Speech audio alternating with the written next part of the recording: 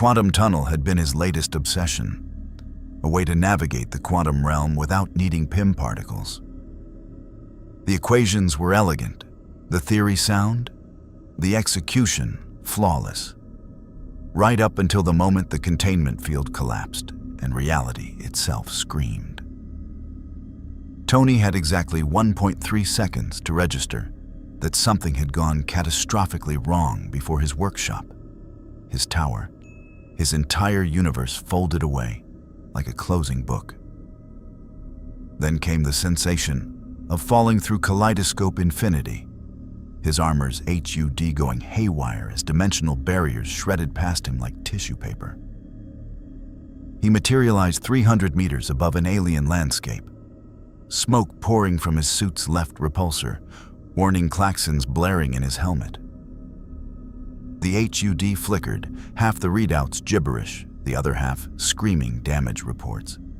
No Friday, no satellite uplink, no connection to anything, just the screaming wind and the smell of ozone and burning circuitry. And then Tony saw the war. Below him, a city burned. Not metaphorically, literally burned with plasma fire that turned concrete to glass and steel to slag. Massive alien ships hung in the sky like purple and silver cathedrals, raining down bolts of superheated energy. Human ships, at least he assumed they were human from the blocky, utilitarian design, returned fire with what looked like kinetic rounds the size of cargo containers. Explosions bloomed across the skyline. Buildings collapsed in avalanches of debris. And everywhere, people were dying. Okay, Tony muttered, forcing his damaged repulsors to catch him before he became a very expensive crater. Not great at all. Friday? Jarvis? Anyone home? Static. His local processors were functioning, but everything cloud-based, every connection to home, gone. The suit's autonomous systems kicked in, stabilizing his descent as he scanned the battlefield below. The readings made no sense. Those alien ships were generating energy signatures that dwarfed anything short of an infinity stone. The human ships were firing projectiles at a significant fraction of light speed. The atmospheric composition was slightly off. More oxygen than Earth, different nitrogen ratio. And the stars, when his sensors finally resolved the astronomical data, were completely wrong. Not Earth's sky, not Earth's galaxy, possibly not even Earth's universe. Fantastic.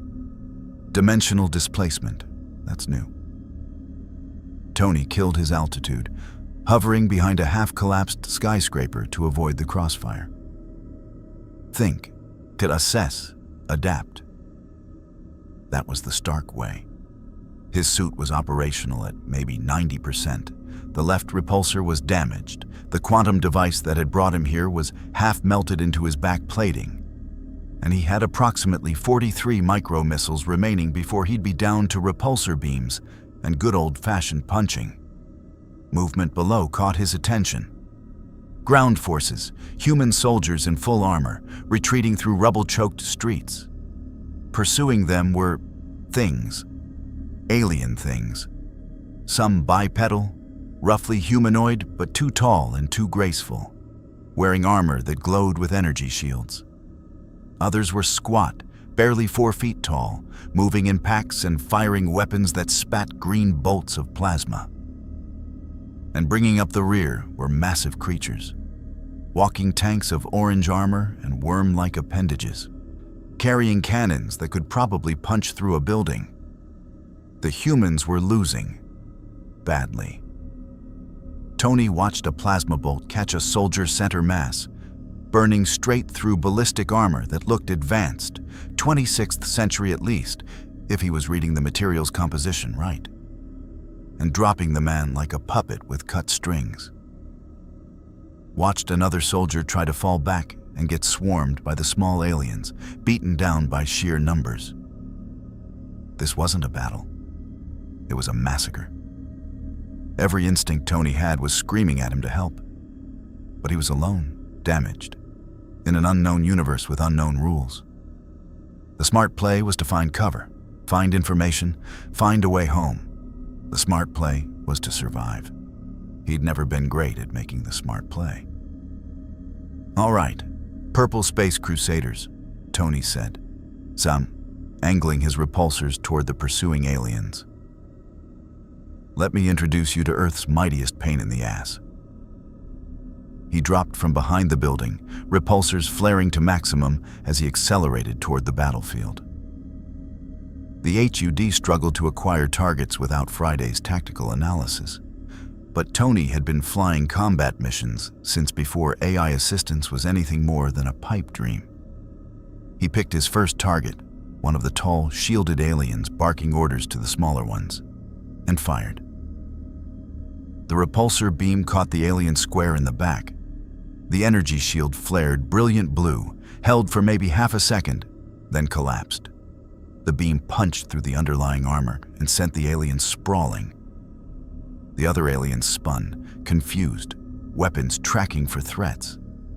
Tony didn't give them time to find him. He strafed left and laid down suppressing fire with his right repulsor and put a micro-missile into a cluster of the small aliens. The explosion scattered them like bowling pins. The human soldiers stopped retreating, staring at the armored figure now hovering between them and certain death. Tony could feel their confusion even through his damaged sensors. One of them, a woman with sergeant stripes, raised her weapon, not at the aliens, at him. "Don't shoot the guys saving your asses," Tony called over external speakers. "New rule, I'm friendly. They're not. Let's table the paranoia for after we're not all corpses." A plasma bolt sizzled past his helmet, close enough that he felt the heat through his armor. Tony juked right, returned fire, and started really regretting the lack of tactical AI. The aliens were adapting fast. The tall ones were flanking, the using cover, coordinating. Professional soldiers, not mindless monsters. That was bad.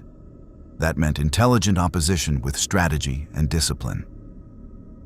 "Fall back to the evac point," the sergeant shouted to her squad.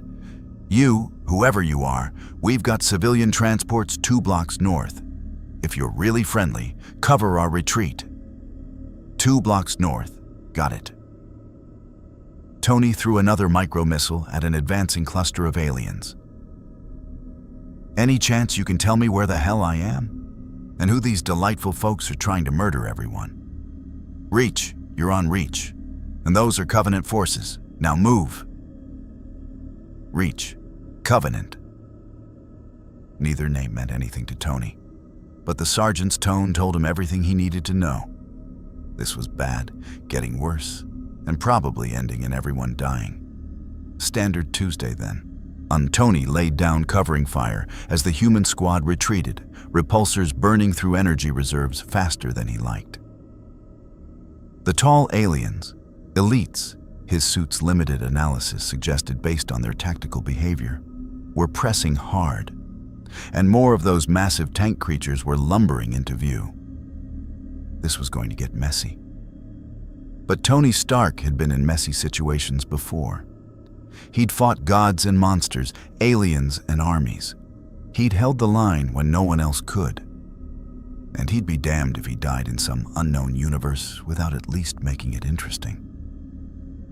"Friday, if you can somehow hear this across dimensional barriers," Tony muttered as he fired, "I'm blaming you for not warning me about the quantum tunnel's instability. Static, always static. He was truly alone here. The thought should have terrified him. Instead, it just pissed him off. If you want to see more crossover battles and unexpected universe collisions, hit that subscribe button and drop the name of a character and universe you'd want to see in the comments below. Let's explore the infinite together. Tony Stark had crossed dimensions. Now he had to survive them.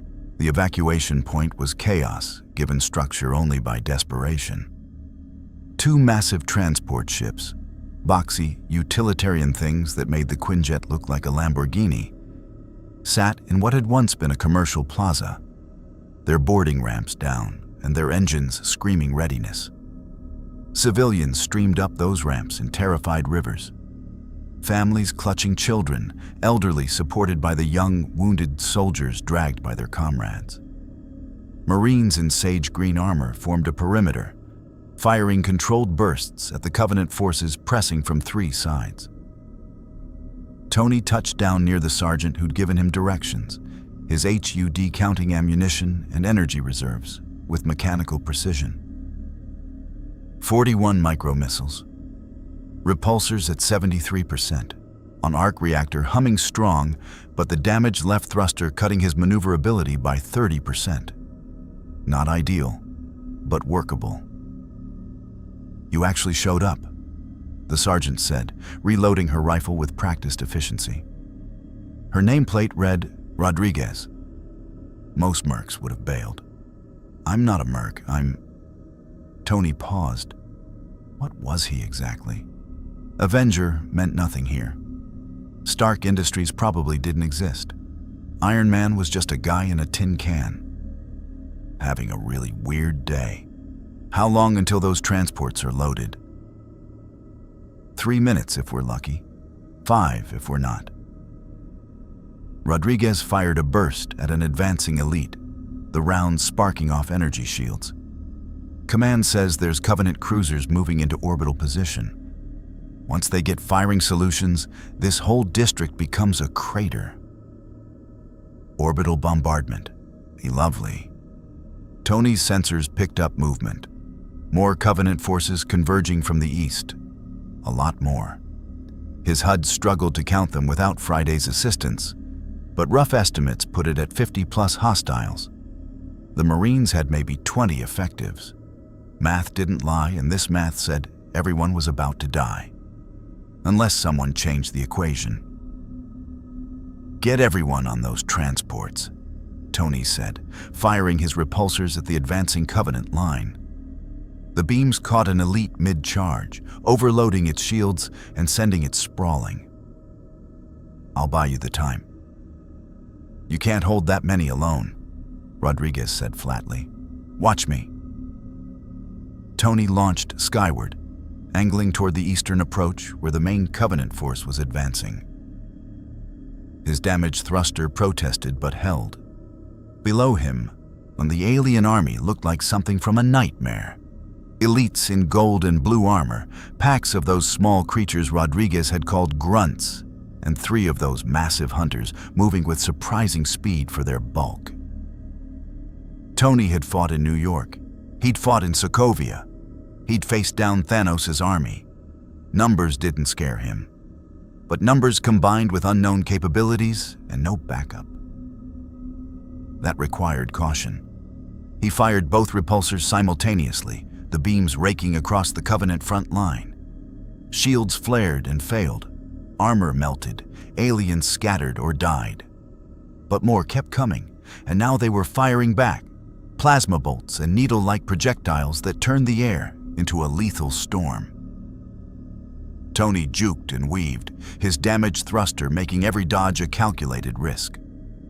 A plasma bolt clipped his right shoulder, and his HUD screamed warnings. Armor integrity down to 91%. That was one hit. One. These weapons hit harder than he'd expected. "Note to self," Tony muttered, launching 2 micromissiles into a cluster of grunts. The explosion scattered them, buying seconds. "Upgrade armor, assuming I survive long enough to upgrade anything." His sensors caught something big moving through the Covenant ranks. One of the hunters, its massive fuel rod cannon tracking him. Tony banked hard left as the weapon fired, a sickly green bolt of energy that would have vaporized him if it connected. The blast hit a building behind him instead, and Tony watched through his rear cameras as an entire floor collapsed into molten ruin. "Okay, big guy, you're the priority target." Tony circled high, trying to get above the hunter's firing arc. The creature tracked him with disturbing precision, and Tony realized it wasn't just strong, it was smart. coordinating with other Covenant forces, using them as cover, waiting for Tony to commit to an attack vector. He'd have to get creative. Tony dove, full burn on his thrusters, straight at the hunter. Every instinct screamed this was suicide. The hunter's cannon tracked him, charged, fired. Tony cut thrust at the last possible second, dropping 10 meters in free fall. The fuel rod bolt screamed over his head close enough that his temperature sensors redlined. Then Tony reignited, not up but forward, closing the distance to point-blank range. The hunter tried to bring its cannon to bear, but Tony was inside its reach now, repulsors blazing against the orange armor plates. Where the energy beams carved molten furrows, but didn't penetrate, this armor was tough, maybe tougher than his own. But Tony had fought armored opponents before. Every armor had weak points. He saw it, gaps in the plating at the back, where segments joined. Tony spun around the hunter as it tried to turn, staying in its blind spot, and fired a repulsor beam directly into the exposed orange flesh beneath the armor. The hunter's death scream was something Tony would hear in his nightmares, a wailing keen that cut off abruptly as the creature collapsed. But Tony had no time to celebrate. The other Covenant forces were rallying, and his HUD was painting more bad news. Energy reserves at 68%, micro-missiles down to 37%, and the civilians still weren't fully loaded. "Rodriguez!" Tony shouted over comms. "Boss, how much longer?" 90 seconds. Keep them off us." 90 seconds. Tony could do 90 seconds. Probably.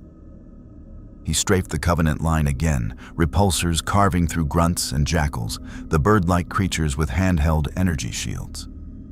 But the elites were learning his patterns, coordinating their fire, forcing him to burn more energy on evasive maneuvers.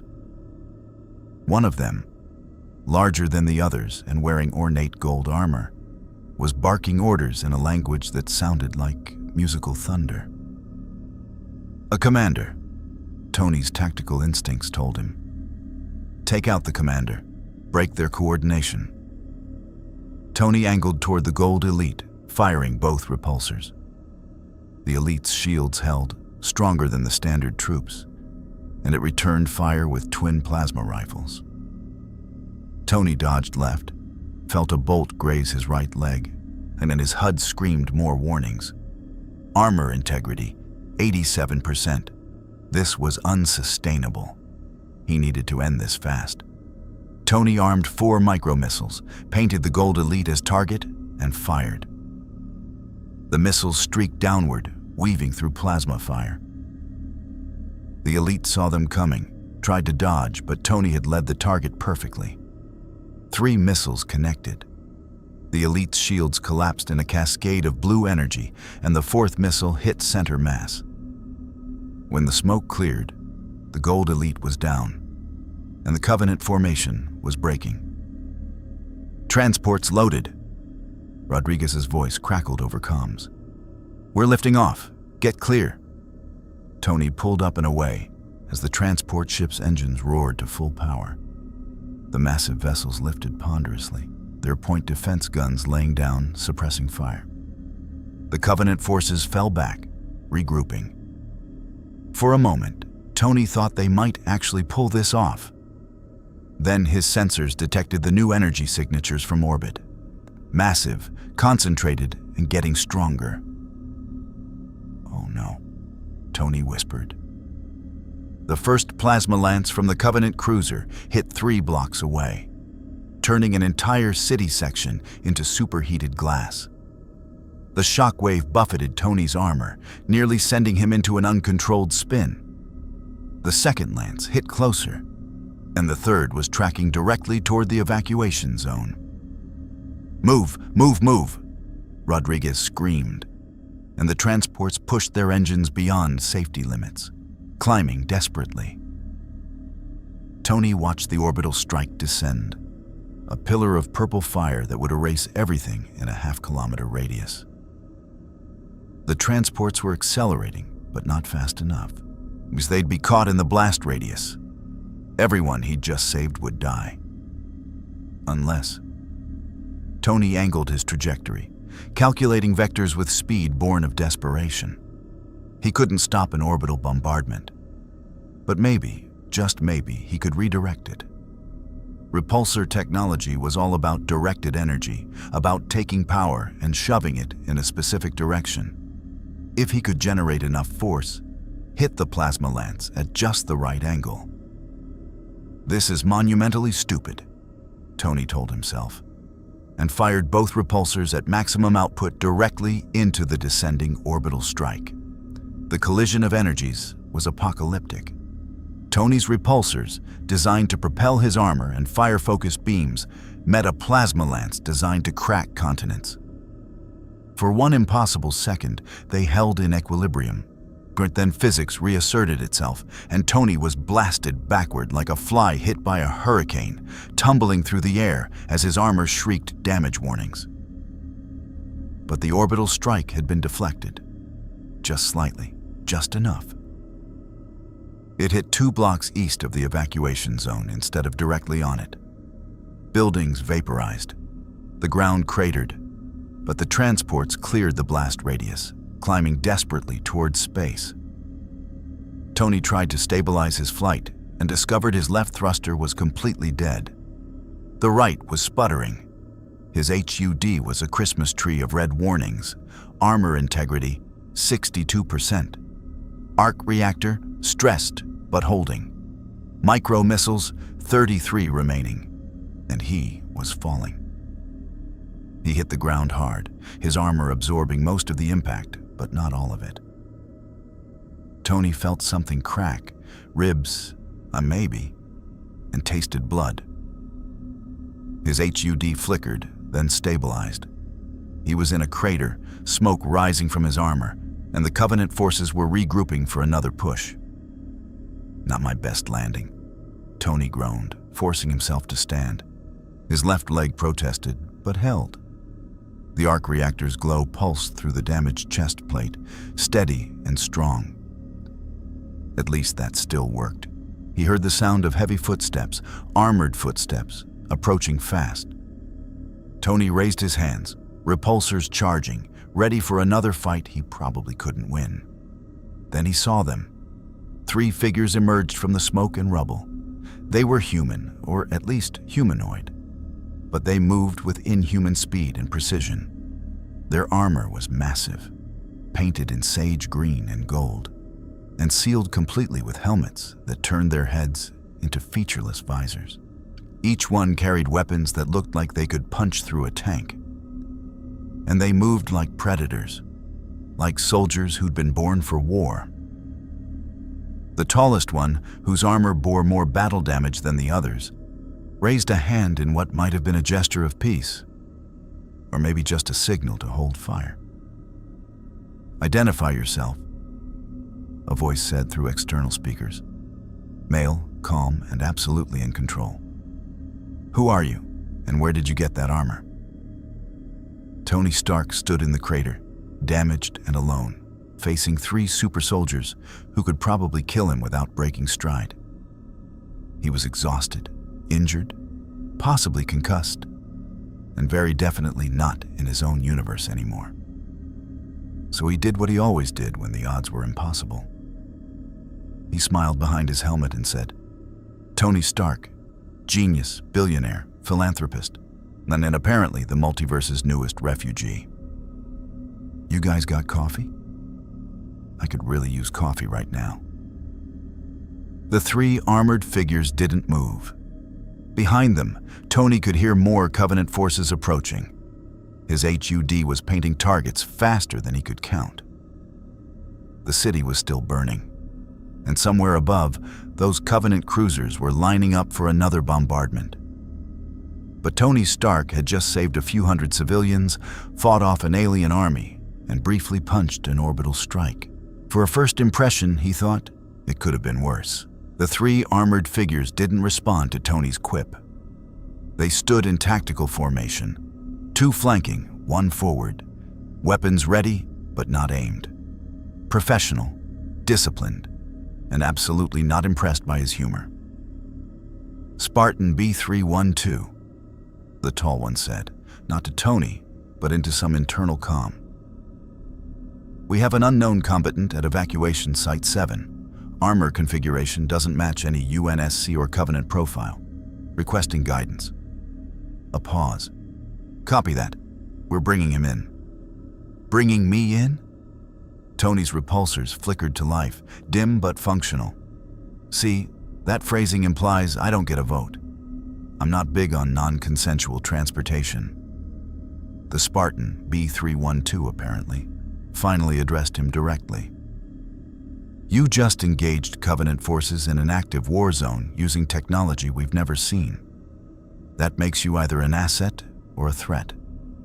On either way, you're coming with us for debriefing." "Option 3, Tony said, his tactical mind racing through scenarios. 3 super soldiers, unknown capabilities, his armor at 62% integrity. Could he fight his way out? Maybe. Should he? That was the real question. "I go find a quiet corner, fix my suit, and we all pretend this awkward moment never happened." One of the flanking Spartans, smaller, armor painted with blue accents, shifted stance. Not aggressive, but ready. "Noble 6, she said to B312. "More Covenant inbound. We need to move." Noble 6. Not a name, a designation. Military call sign. Tony's mind cataloged the information automatically. These weren't just soldiers. They were special operations, probably the best this UNSC had. Which meant they were dangerous, competent, and definitely not going to let him just walk away. "Listen," Tony said, keeping his hands visible but repulsors still charged. "I know how this looks. Strange guy shows up during an invasion wearing armor you've never seen, starts blowing up aliens. But I'm not your enemy. I'm not even supposed to be here. Dimensional accident. Complete surprise to everyone involved, me included. Dimensional." The third Spartan, bulkier, carrying what looked like a heavy machine gun, actually sounded curious. "What kind of slip-space drive configuration could—" "Later, Jorge." Noble 6 cut him off. His helmet turned back to Tony. "You fight well. You saved those civilians. That counts for something. But Reach is falling. In approximately 6 hours, this city will be glass. We have evac protocols, and you're not in the manifest. So you can come with us voluntarily, or we can make this difficult." Tony's HUD painted threat assessments. Unknown armor strength, probably comparable to his own based on bulk. Unknown weapons capabilities, definitely lethal. Unknown augmentation, but they moved too fast to be baseline human. If this turned into a fight, best case scenario was mutual destruction. Worst case was him as a smoking crater.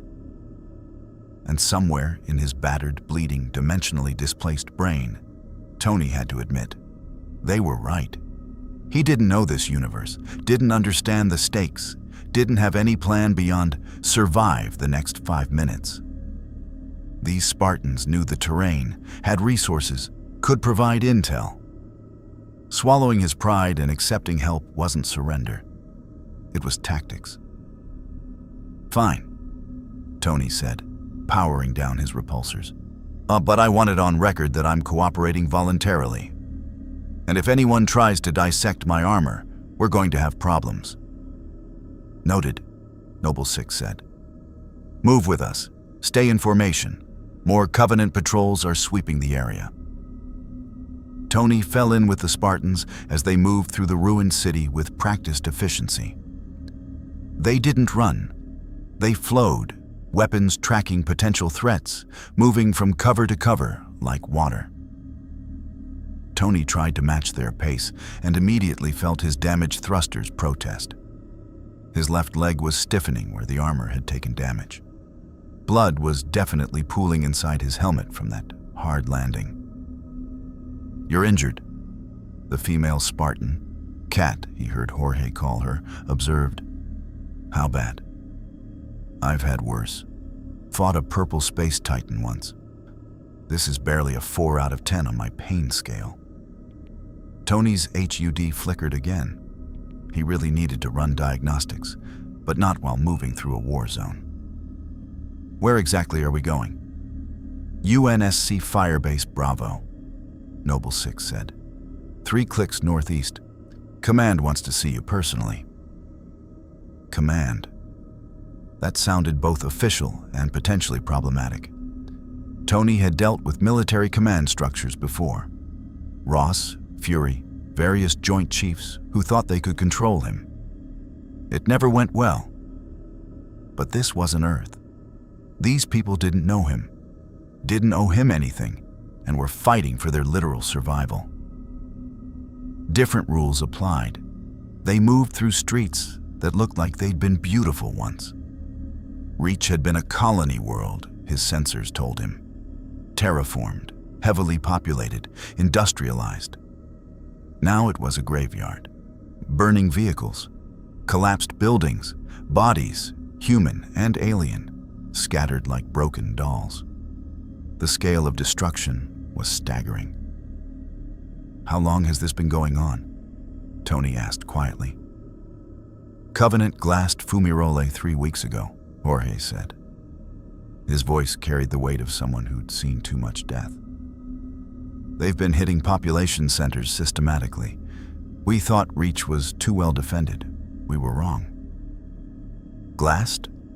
Tony didn't like the sound of that word. Orbital plasma bombardment until the planet's surface is fused into radioactive glass. Kat explained clinically. Standard Covenant doctrine for human worlds. They don't occupy, they exterminate. Tony felt something cold settle in his stomach.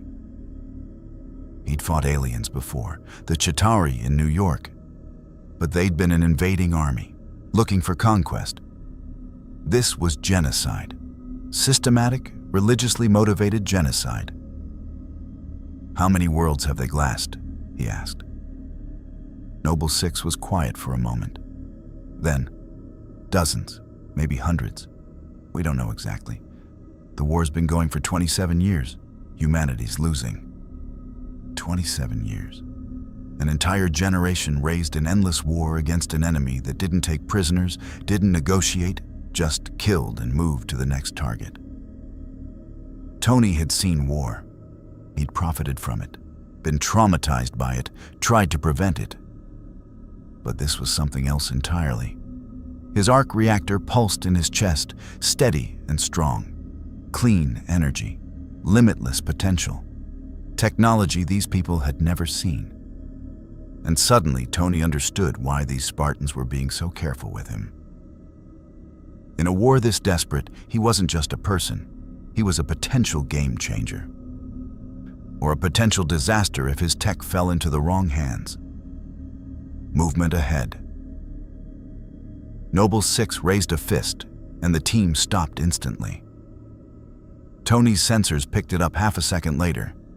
Covenant patrol, 3 elites, and supporting grunt infantry moving perpendicular to their position. Close enough to hear, but not yet close enough to detect them.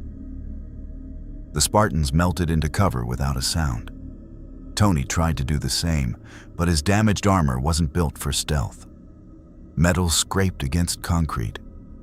Quiet, but in the silence of the ruined city, it might as well have been a gunshot.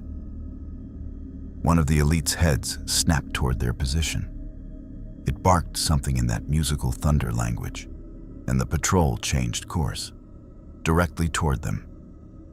Contact in 5 seconds, Kat whispered. Noble 6? Noble 6's response was instant and decisive. Engage. Silent takedowns. Noble 6 and Jorge take the elites. Kat, suppress the grunts. Stark, stay behind us and don't fire unless necessary. The Spartans moved before Tony could protest.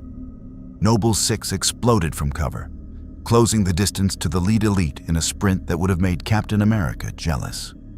The elite tried to bring its plasma rifle to bear, But Noble 6 was already inside its guard, one armored hand grabbing the alien's wrist while the other drove a combat knife into the gap between helmet and chest armor. Purple blood sprayed. The elite gurgled and fell. Jorge hit the second elite like a freight train, his armored bulk slamming it into a wall hard enough to crack concrete. The elite's shields flared and died. Jorge's knife found the alien's throat before it could recover. Kat moved with surgical precision, her DMR rifle firing controlled bursts that dropped grunts before they could scatter. The small aliens tried to return fire, but Kat was already moving, flanking, never staying in one position long enough to become a target. The third elite, seeing its squad dying, activated some kind of active camouflage and vanished. Tony's sensors struggled to track it. Thermal, electromagnetic, acoustic, all showing conflicting data. But the arc reactor's energy signature apparently worked like a beacon. The elite materialized directly behind him, energy sword igniting with a sound like tearing silk. Tony spun, repulsors firing on pure instinct. The beam caught the elite mid-lunge, overloading its shields and burning through its chest armor. The alien crashed into him anyway, momentum carrying it forward, and Tony went down hard with 200 pounds of dying alien on top of him. He shoved the corpse off, stood, and found 3 Spartan helmets all turned toward him. "I thought I said don't fire unless necessary," Noble 6 said. "It was about to turn me into kebab," Tony shot back. "That qualified as necessary." "Fair." Noble 6's tone might have held approval. Hard to tell through the helmet speakers. "You've got good instincts.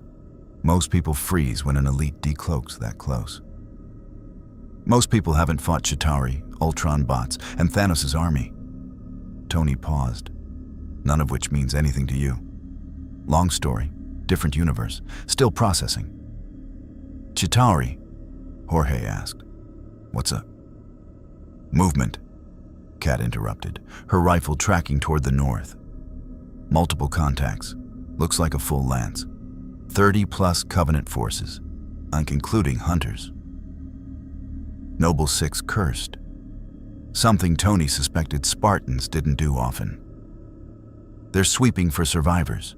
We need to move. Double time." They ran. Tony's damaged thrusters strained to keep pace with the Spartan's enhanced physiology. His ribs ground together with every impact, and his HUD was painting increasingly dire warnings about armor integrity. But he kept moving because the alternative was dying in a city that wasn't even in his universe. Firebase Bravo appeared ahead, a hastily fortified position built around what had been a transit hub.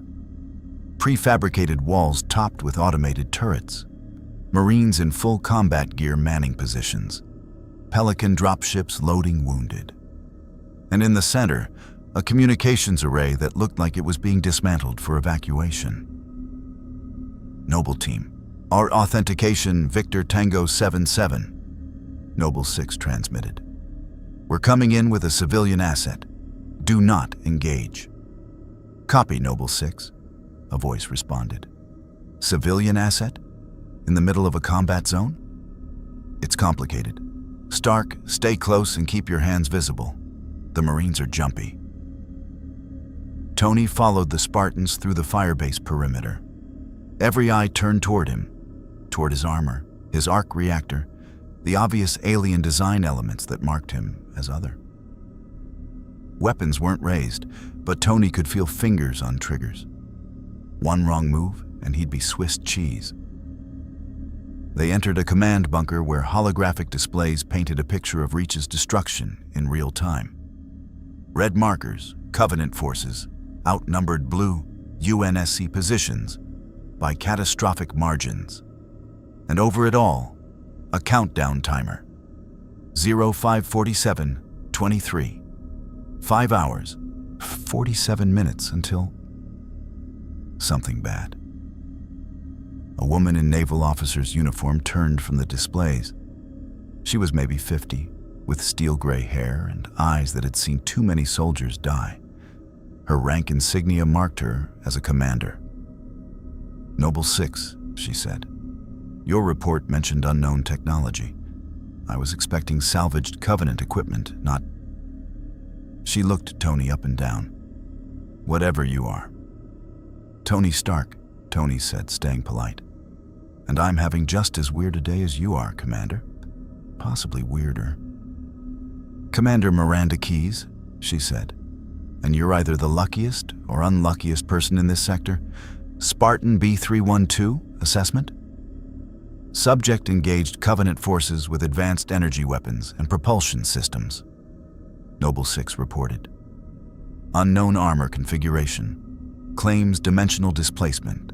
He saved approximately 200 civilians at evacuation Site 7. Keyes' eyes narrowed. "Dimensional displacement. That's not in any UNSC manual I've read." "It's not in mine either," Tony admitted. "This morning I was in my workshop running quantum tunnel experiments. Then reality broke. I fell through some kind of interdimensional barrier. And now I'm standing in the middle of your war. I'm as confused as you are." "Quantum tunnel?" Keyes leaned forward.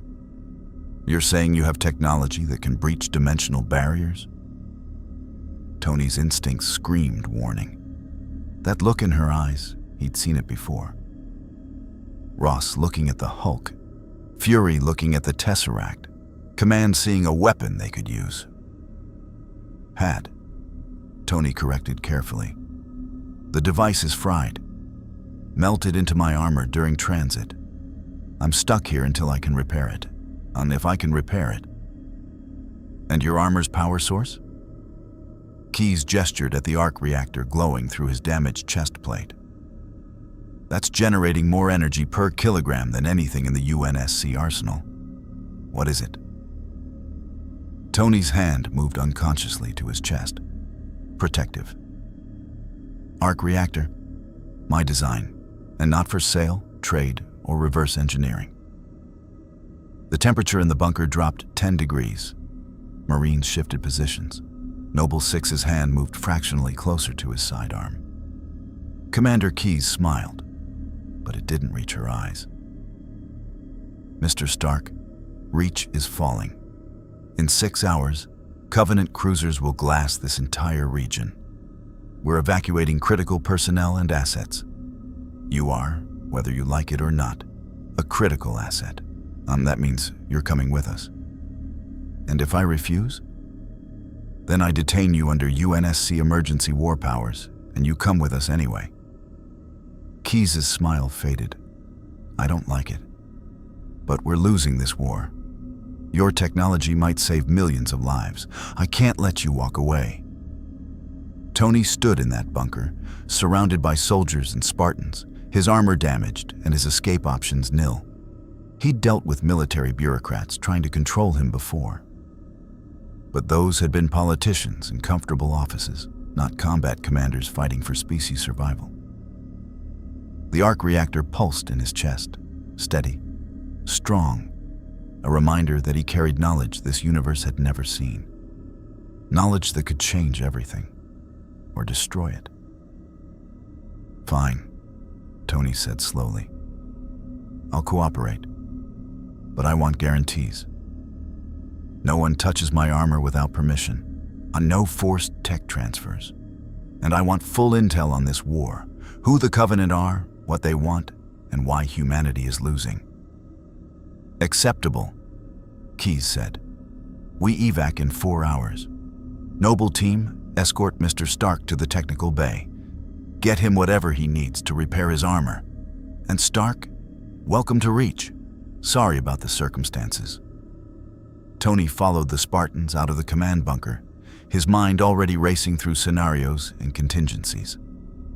He'd bought himself breathing room. Time to assess, adapt, plan. But as another explosion rocked the firebase and the countdown timer ticked down, Tony Stark realized something terrifying. He might actually die here. In a universe not his own, fighting a war he didn't understand, for people who saw him as a tool rather than a person. It was almost enough to make him miss Thanos. Almost. The technical bay was a converted cargo hangar that smelled of ozone, machine oil, and desperation.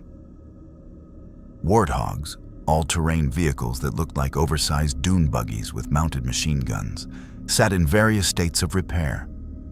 Pelican dropships were being stripped for parts.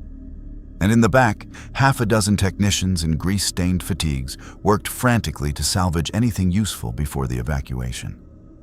Tony stood near a clear workspace, his damaged armor drawing stares from every tech in the bay.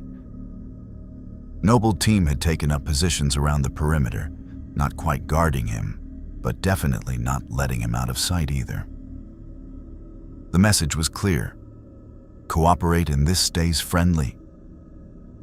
A tech approached, young guy with corporal stripes and nervous energy. "Sir, I'm Corporal Davies. Commander Keyes said you needed repair equipment?" "Tools, mainly," Tony said, already running mental inventories. "Arc welder, precision soldering station, diagnostic equipment if you've got it, and any salvaged Covenant tech you haven't already pulled apart." Davies blinked. "Covenant tech? Sir, that stuff is dangerous. Half of it explodes if you look at it wrong, and the other half gives off radiation that'll cook you from the inside. Lucky for you, my armor has radiation shielding." Tony tapped his chest plate. "I need to understand how energy systems work in this universe. Your weapons, their weapons, power generation, everything. Because right now, I'm flying blind with technology that might not even follow the same physical laws." "The arc reactor suggests physics works similarly," Kat said from her position near the entrance. She'd removed her helmet, revealing a woman in her 30s with sharp features and a prosthetic arm. Particle acceleration, directed energy beams, sustained fusion, all consistent with our understanding. Tony looked at her with new appreciation. "You know your physics. I know weapon systems. And your armor is essentially a mobile weapons platform wrapped around a miniaturized fusion reactor." Kat's cybernetic arm flexed unconsciously. "The efficiency is remarkable. UNSC reactors that size couldn't power a light bulb for more than a few hours. Yours has been running combat operations for..." She checked a data pad. "Approximately 97 minutes at high output. No apparent degradation." "Arc reactor doesn't degrade," Tony said, then caught himself. "Stop giving away capabilities." But Kat was already analyzing, already understanding the implications. "A non-degrading compact fusion reactor." Her voice went flat. "Do you understand what that means for this war? Covenant ships are powered by reactors the size of buildings. UNSC ships need fuel, maintenance, downtime.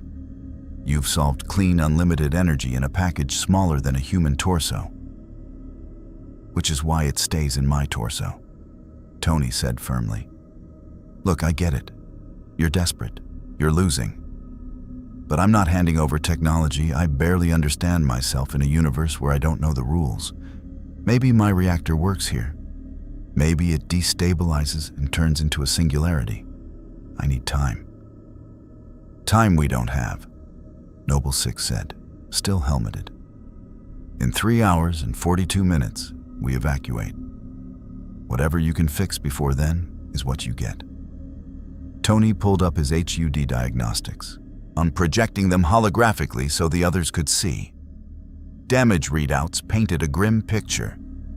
Left repulsor system at 38%, right thruster damaged, chest plate compromised, multiple servo failures in the left leg, and the quantum device, his only ticket home, was a melted mess of exotic particles and burnt circuitry. "Okay," Tony muttered. "Triage time. Davies, get me that welding equipment. Kat, if you're as good with tech as you seem, I could use a second pair of hands." "I'll help," Kat said, stepping forward. Noble Six made a gesture, and she removed her gauntlets. Human hands, precise and scarred from years of technical work. What's the priority? Mobility first. If this base gets overrun, I need to fly. That means fixing the thrusters. Tony began removing his damaged chest plate, in each motion sending pain through his cracked ribs. The arc reactor's blue glow intensified as it became exposed, and every person in the base stopped to stare. "What is that?" Davies whispered. "Palladium core housing a self-sustaining fusion reaction," Tony said, checking the connections. Miraculously, the reactor itself was undamaged. Generates 3 gigajoules per second, powers the suit, keeps me alive, and looks fantastic at parties. "Keeps you alive?" Jorge asked, moving closer. Without his helmet, he was massive. Easily 6'8", heavily scarred, with eyes that had seen too many friends die. Tony tapped the reactor. "Shrapnel near my heart.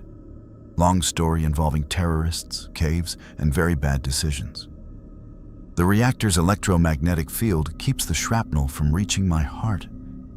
Remove it. I've got maybe 90 seconds before I bleed out internally." The Spartans exchanged glances. Jorge's expression softened. Something Tony suspected didn't happen often. "You're fighting with a death sentence in your chest." "We've all got death sentences," Tony said, pulling damaged components from his left thruster assembly. "Mine's just more visible. Davies, I need that welder now." The corporal hustled off, and Tony got to work. His hands moved with practiced precision, removing burnt servos, bypassing damaged circuits, rerouting power conduits. Kat watched for a moment, then began helping without being asked, holding components, passing tools, understanding the work through observation. "You've done this before," Kat said. It wasn't a question.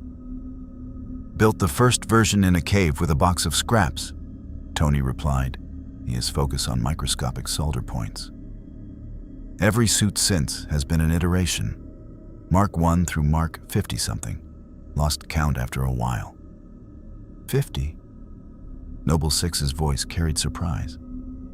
"You've built 50 versions of this armor?" "More or less. Some were specialized, deep sea, space, stealth. Others were general combat upgrades." Tony tested a servo. It whirred to life. Good enough. When you're fighting gods and monsters, you iterate or you die.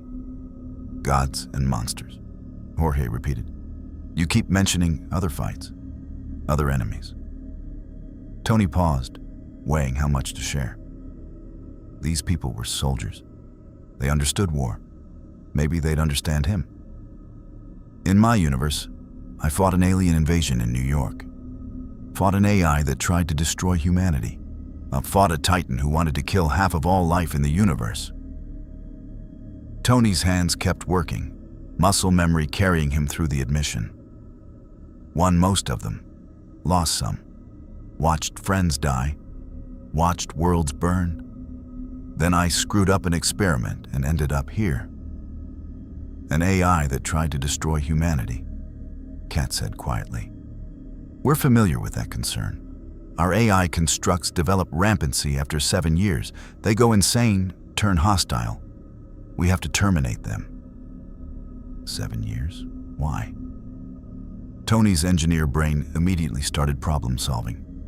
Degradation in neural networks, memory overflow, existential crisis from limited existence. "All of the above," Kat said. "Our AI are built on human neural patterns. After 7 years, they think themselves to death. Start questioning everything, seeing connections that don't exist. They eventually turning against their creators." Tony's hand stilled. "You're building AI with built-in expiration dates. No wonder they go crazy. They know they're dying." "You're saying you could fix rampancy?" Noble Six asked, his tone sharp. I'm saying I've built AI that don't have those problems. Jarvis ran for over a decade without issues. Friday's been operational for years. Tony caught himself again. Stop volunteering information. But the engineer in him couldn't help seeing problems that needed solving. If you could solve rampancy, Kat said slowly, you'd revolutionize UNSC intelligence operations. Shipboard AI, tactical coordination, defense networks, all of it limited by the 7-year clock. Remove that limitation and every AI in UNSC service becomes immortal, Tony finished. Which sounds great until you remember that's how you get Skynet. No offense to your AI, but I'm not creating eternal digital gods without understanding the consequences. Kat nodded, something like respect in her eyes. Smart, cautious. Most scientists would jump at the chance to solve an unsolvable problem. I'm not most scientists. I've created monsters before. Tony's voice went hard. I won't do it again without knowing all the variables. Davies returned with welding equipment, breaking the tension. Tony dove back into repairs, losing himself in the familiar rhythm of engineering. Weld this, reroute that, test, calibrate, iterate. The rest of the universe fell away. An hour passed, then 2. His left thruster came back online at 76%. The chest plate was resealed, armor integrity back to 83%. His servo systems responding within acceptable parameters. He wasn't at full capacity, but he was combat functional. The quantum device, though, that was a loss. The exotic particles had degraded, the dimensional anchor circuits were slag, and Tony didn't have the materials or time to rebuild from scratch. His ticket home was gone. He was stuck here. The realization hit him like a physical blow. No going back, no Earth, no Avengers, no Pepper. Everything he'd built, everyone he'd known, gone. Separated by dimensional barriers he couldn't cross. Stark? Kat's voice, concerned. Your heart rate just spiked, are you? I'm fine. Tony lied, his voice tight. Just realized I'm probably never going home. Processing that. Give me a minute. The Spartans gave him space, which Tony appreciated.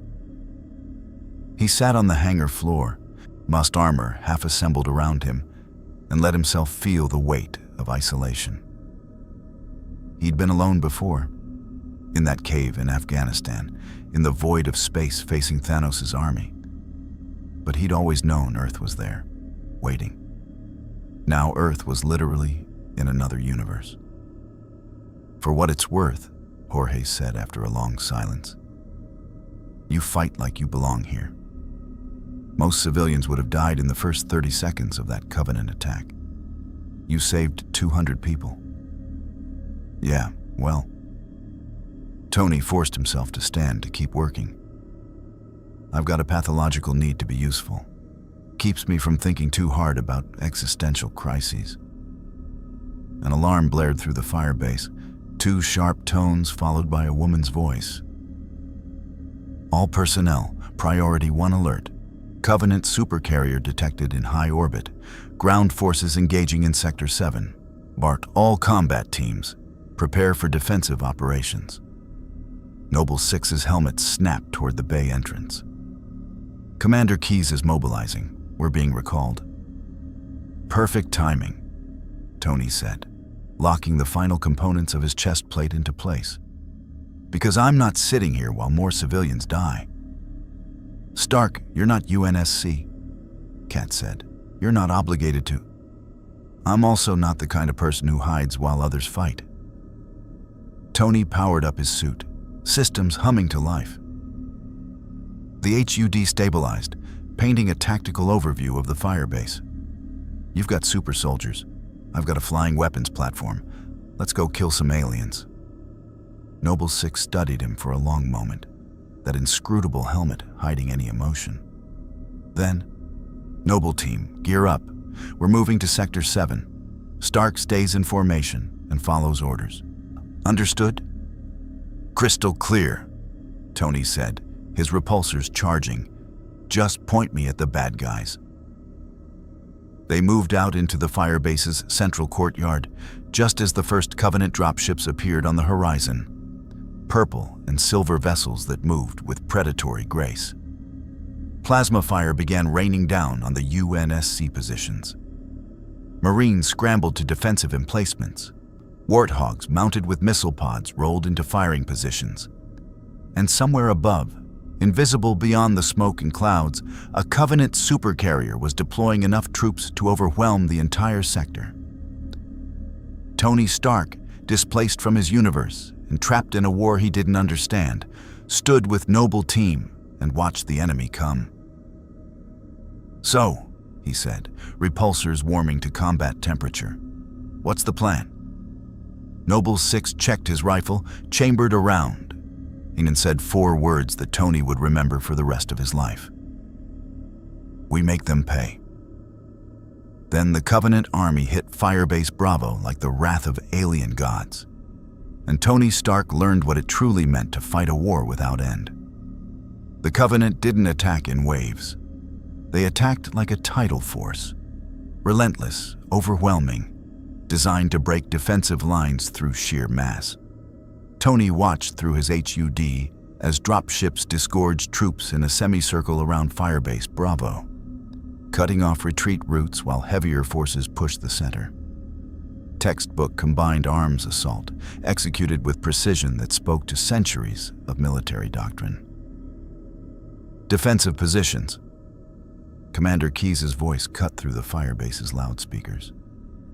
All non-essential personnel to the evacuation Pelicans. Combat teams, buy them time.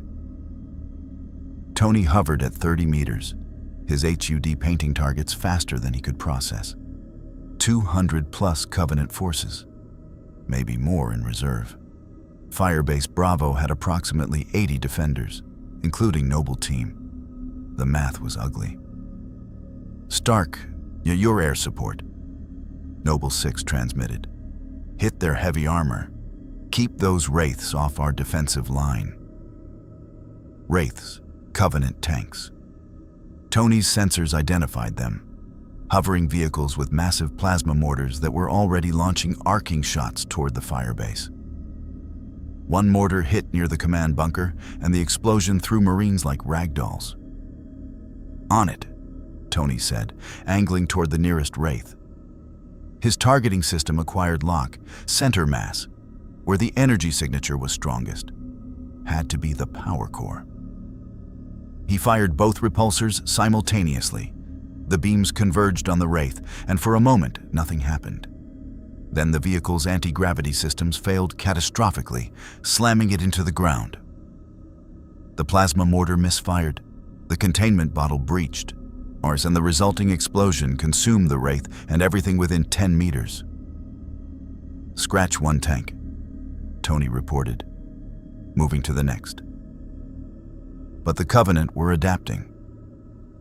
The second Wraith had seen him coming, and its gunner tracked Tony's approach with disturbing accuracy. The plasma mortar fired, not at the Firebase, at him. Tony banked hard right, felt the superheated bolt pass close enough to redline his temperature sensors, and realized these aliens learned fast. Too fast. Tony spiraled, cutting thrust erratically to throw off the gunner's tracking. The Wraith fired again, leading his position. Tony reversed thrust completely, dropping 10 meters in freefall, and the shot went high. Then he came up underneath the Wraith's firing arc and put 3 micro-missiles into its underbelly. The Wraith exploded in a cascade of purple fire. "It's 2 down," Tony said. "How many more of these things?" 4 confirmed, Kat replied. She was on a rooftop with a sniper rifle, systematically dropping elite commanders. 3 more possible in the second wave. And Stark, Banshees inbound, you're 6 o'clock. Tony spun to see aircraft, if you could call them that, screaming toward him. They looked organic, like purple beetles with plasma cannons, and they moved with an agility that made his thrusters look clumsy. Fantastic, air-to-air combat in damaged armor. Tony armed his remaining micro-missiles, 29 left, and prepared for a dogfight. Anyone got tips for fighting these things? Don't get hit, Jorge said helpfully. He was on the ground with a massive rotary cannon, laying down suppressing fire that was shredding grunt formations. Banshee plasma will melt through your armor. Great, very helpful. Tony juked left as the lead Banshee opened fire, green bolts stitching through the air where he'd been.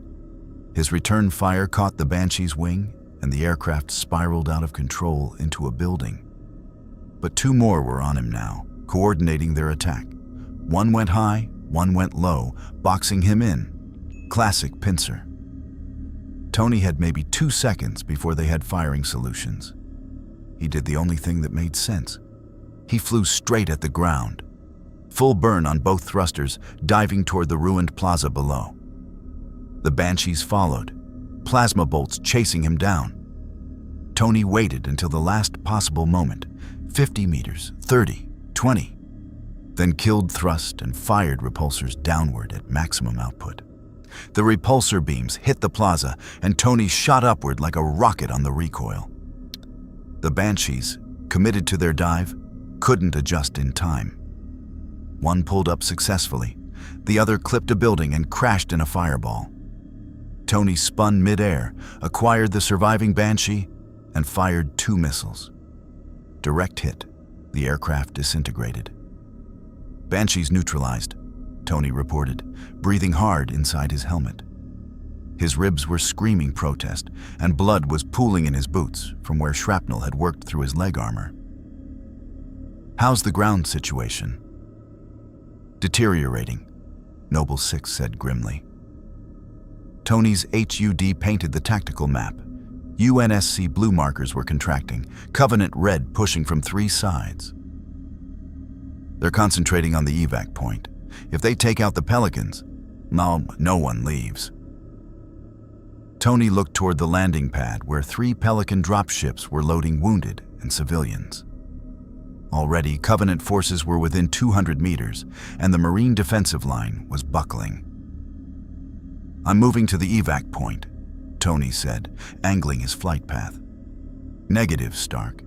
We need you on anti-armor duty. There's still 2 Wraiths. If those Pelicans go down, everyone dies anyway." Tony cut through Noble 6's protest. "I'm not great at following orders. Kinda my thing." He dove toward the landing pad, repulsors firing at elite formations trying to flank the Marines. The aliens scattered, their shields flaring under sustained fire.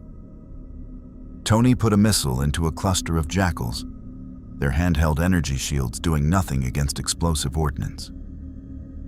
"Pelican 1, how long until you're airborne?" Tony called over the command frequency. 2 minutes, maybe less," the pilot replied. "We're overloaded. Can barely get off the ground as is." "You'll get off the ground. I'll make sure of it." Tony landed hard near the Marine defensive line, his armored boots cracking pavement. The Marines stared at him, this strange armored figure fighting alongside them, then went back to shooting because the Covenant weren't giving them time for questions. A massive roar drew Tony's attention. One of the hunters was lumbering toward the evac point, its fuel rod cannon charging. The Marines' small arms were useless against that armor. If that cannon fired into the Pelicans. Tony sprinted forward, servos straining, and threw himself at the hunter. 200 pounds of Iron Man armor plus repulsor-assisted acceleration hit the alien tank like a missile. They went down together in a tangle of metal and orange armor plates, sliding across the plaza. The hunter recovered first, faster than Tony expected, and backhanded him with one massive arm. Tony flew 20 feet, crashed through a cafe's remains, and felt something else crack inside his chest. Not the arc reactor, that was secure, but definitely a rib, possibly 2. "Okay, Tony groaned, forcing himself upright. You hit harder than Hulk. That's saying something. The hunter charged. Fuel rod cannon forgotten in favor of just crushing this annoying human. Tony fired his repulsors at its feet, trying to trip it. The hunter stumbled but kept coming. Tony rolled left and it brought both arms down in a hammer blow that cratered the pavement. Close quarters wasn't working. Tony needed range, needed to get airborne, The hunter grabbed his leg. Tony felt himself being lifted, swung like a club, and slammed into the ground, hard enough that his HUD flickered and died for 2 seconds. When it came back online, error messages were cascading faster than he could read them. Armor integrity, 68%. Left repulsor, offline. Right thruster, critical damage. The hunter raised its cannon, point-blank range, and Tony knew he was about to die. Then Jorge was there, his massive armored form interposing between Tony and the hunter. The fuel rod bolt hit Jorge's center mass, and even Mjolnir armor couldn't completely absorb that impact. Jorge staggered, but didn't fall. His rotary cannon came up, and he fired at point-blank range into the hunter's exposed back sections. Orange blood sprayed. The hunter's death scream echoed across the plaza. It collapsed, twitching, as Jorge's cannon clicked empty. You good? Jorge asked, offering a hand. Define good, Tony said, accepting the help up. His left leg wasn't responding properly. Something in the servo system had fused. But alive, so I'll take it. Pelican 1 is lifting off, Kat reported. 2 and 3 still loading. Covenant forces pushing hard on the eastern perimeter. Tony looked at his remaining weapons. 15 micro-missiles, 1 functional repulsor, damaged thrusters that might fail at any moment. He was running on fumes in spite. How much longer? He asked. 90 seconds, Noble 6 said. Then we collapse the defensive line and extract. 90 seconds. Tony could do 90 seconds. Except the Covenant had other plans. A new sound cut through the battle, deeper, more resonant. Tony's sensors painted new contacts. More dropships, these ones larger, disgorging troops twice as fast. And among them, something his HUD struggled to classify. Big, heavily armored, moving with purpose. Noble team, be advised.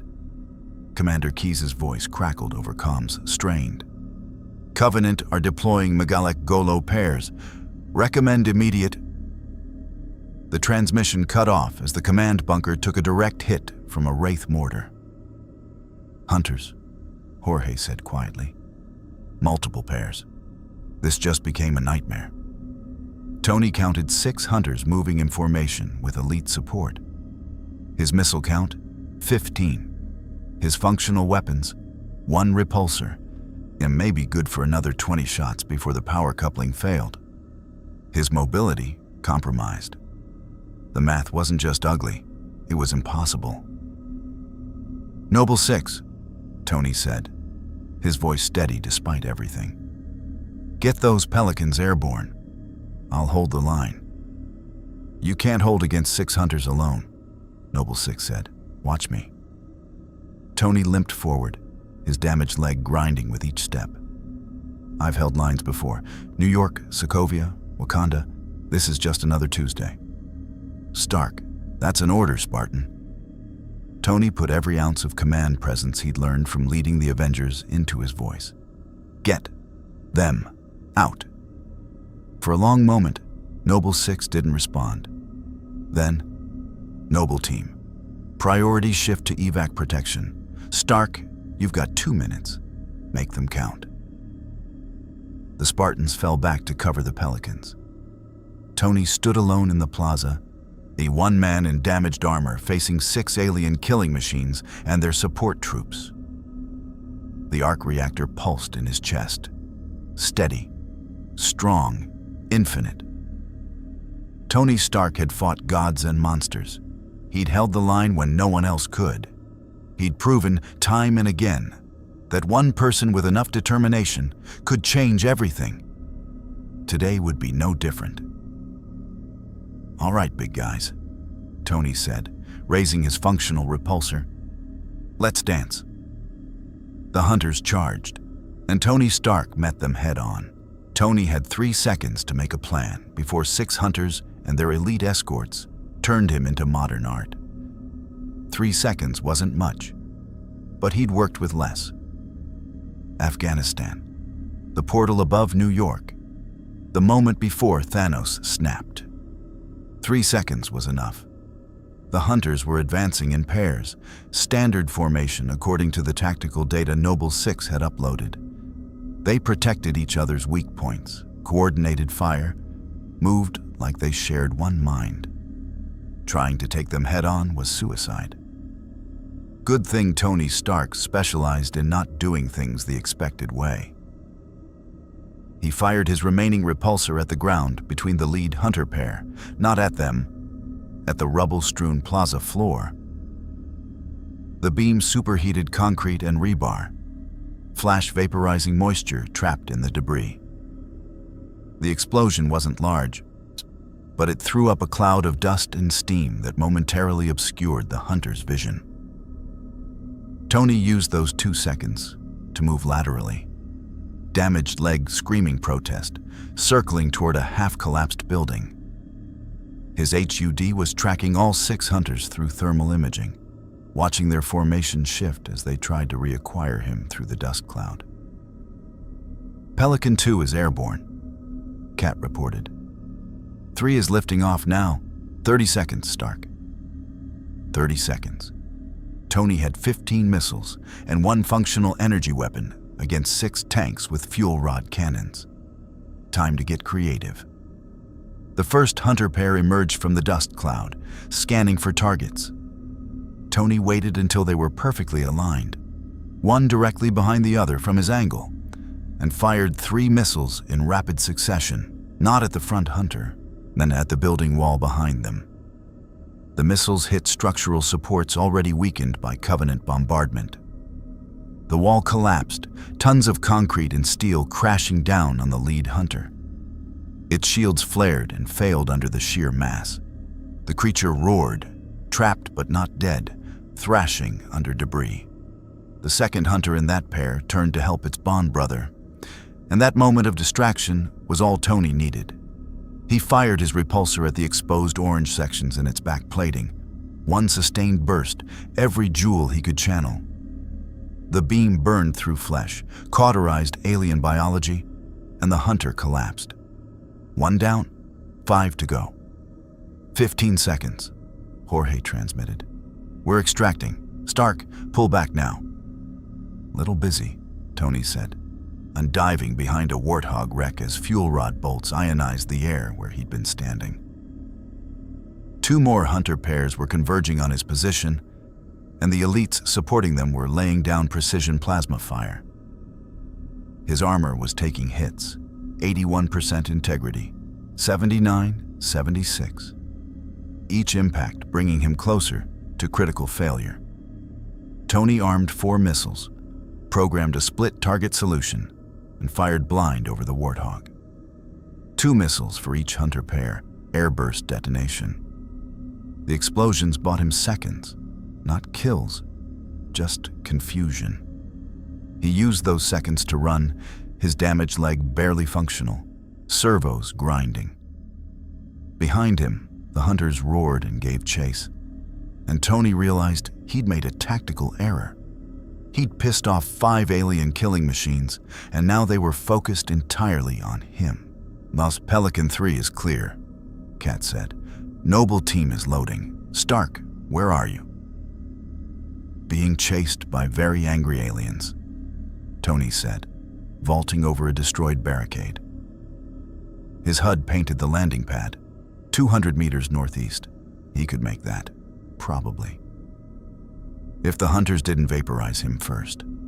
A fuel rod bolt hit 3 meters to his left, and the shockwave knocked Tony off his feet. He tumbled, rolled, forced himself up with his right repulsor since his left leg had given up entirely. Pain screamed through his ribs, His vision blurred, and his HUD was painting warnings about internal bleeding. "I'm not going to make the Pelican," Tony said, the admission bitter. "Noble 6, you need to leave." "Negative. We don't leave people behind." "I'm not people. I'm a dimensional refugee with fried tech." Tony limped behind a warthog and checking his remaining weapons. 8 missiles. 1 repulsor at maybe 60% power against 5 hunters who were now spreading out to surround him. "Get out of here. That's an order." "You don't give me orders," Noble 6 said. And Tony heard something dangerous in that flat voice. "Jorge, Emil, suppressing fire on those hunters. Cat, prepare for emergency extraction. I'm going after Stark." "Noble 6, don't..." But the Spartan was already moving. Tony saw him on his HUD, a blue marker sprinting from the Pelican toward his position at speeds that shouldn't be possible for someone in armor that heavy. Behind Noble 6, Jorge's rotary cannon opened up, forcing 2 hunter pairs to take cover. Cat's sniper rifle dropped an elite that was trying to flank. Noble 6 covered 200 meters in maybe 15 seconds, moving with augmented human speed, and slid into cover beside Tony. Up close, Tony could see the damage on the Spartan's armor. Scorch marks, dents, 1 pauldron half melted from plasma fire. "You're an idiot," Noble 6 said conversationally. "I'm aware," Tony replied. "You're also an idiot for coming back." "Also aware." Noble 6 checked his assault rifle. Half a magazine left. "Can you fly?" "Left repulsor's dead, right thrusters compromised. I can hover maybe 20 feet for about 10 seconds before systems fail." "Good enough." Noble 6 grabbed Tony's armor plating in one armored hand. "On my mark, you get airborne. I'll cover. When you touch down at the Pelican, get on board and don't argue." "What about you?" "I'm a Spartan. We're good at not dying." Noble 6's helmet turned toward the converging hunters. "Mark!" Tony fired his remaining repulsor at the ground, using the recoil to launch himself skyward with Noble 6 still gripping his armor. They cleared the Warthog wreck just as 3 fuel rod bolts converged on their previous position, turning it into molten slag. Noble 6 let go at the apex of Tony's flight, dropping back to the ground while Tony's damaged thrusters struggled to maintain altitude. The Spartan hit the ground running, firing his assault rifle in controlled bursts that forced the hunters to rotate their attention between the aerial target and the ground threat.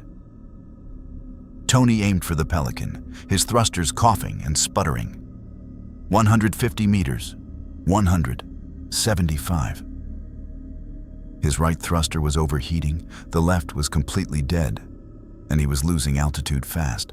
"Us not going to make it," Tony said through gritted teeth. "Yes, you are," Kat said. On the Pelican's boarding ramp, she was aiming something that looked like a grappling system. "Brace yourself." The magnetic line shot out and clamped onto Tony's chest plate with enough force to crack his damaged ribs further. Tony screamed as Kat's powered winch dragged him the remaining distance, his armor scraping across rubble. He hit the Pelican ramp hard, and Jorge grabbed him, hauling him aboard. "Noble 6, get your ass on this bird," Jorge called over comms. "Now." On the plaza below, Noble 6 was surrounded.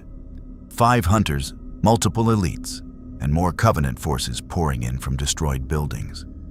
The Spartan moved like liquid death, dodging, shooting, using the terrain, staying alive through skill and augmentation and sheer refusal to die. But even Spartans had limits. A hunter caught Noble 6 with a glancing blow, and the Spartan went down. Not unconscious, already rolling, still shooting, but slowed. The hunters were closing in for the kill. "No," Tony said, forcing himself upright despite Jorge's protests.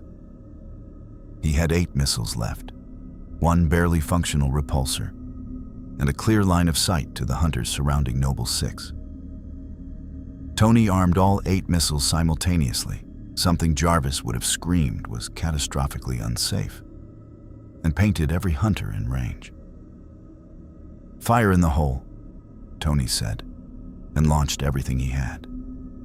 8 missiles streaked downward in overlapping arcs. The hunters tried to scatter, tried to track the incoming ordnance, but Tony had programmed the flight paths for maximum confusion.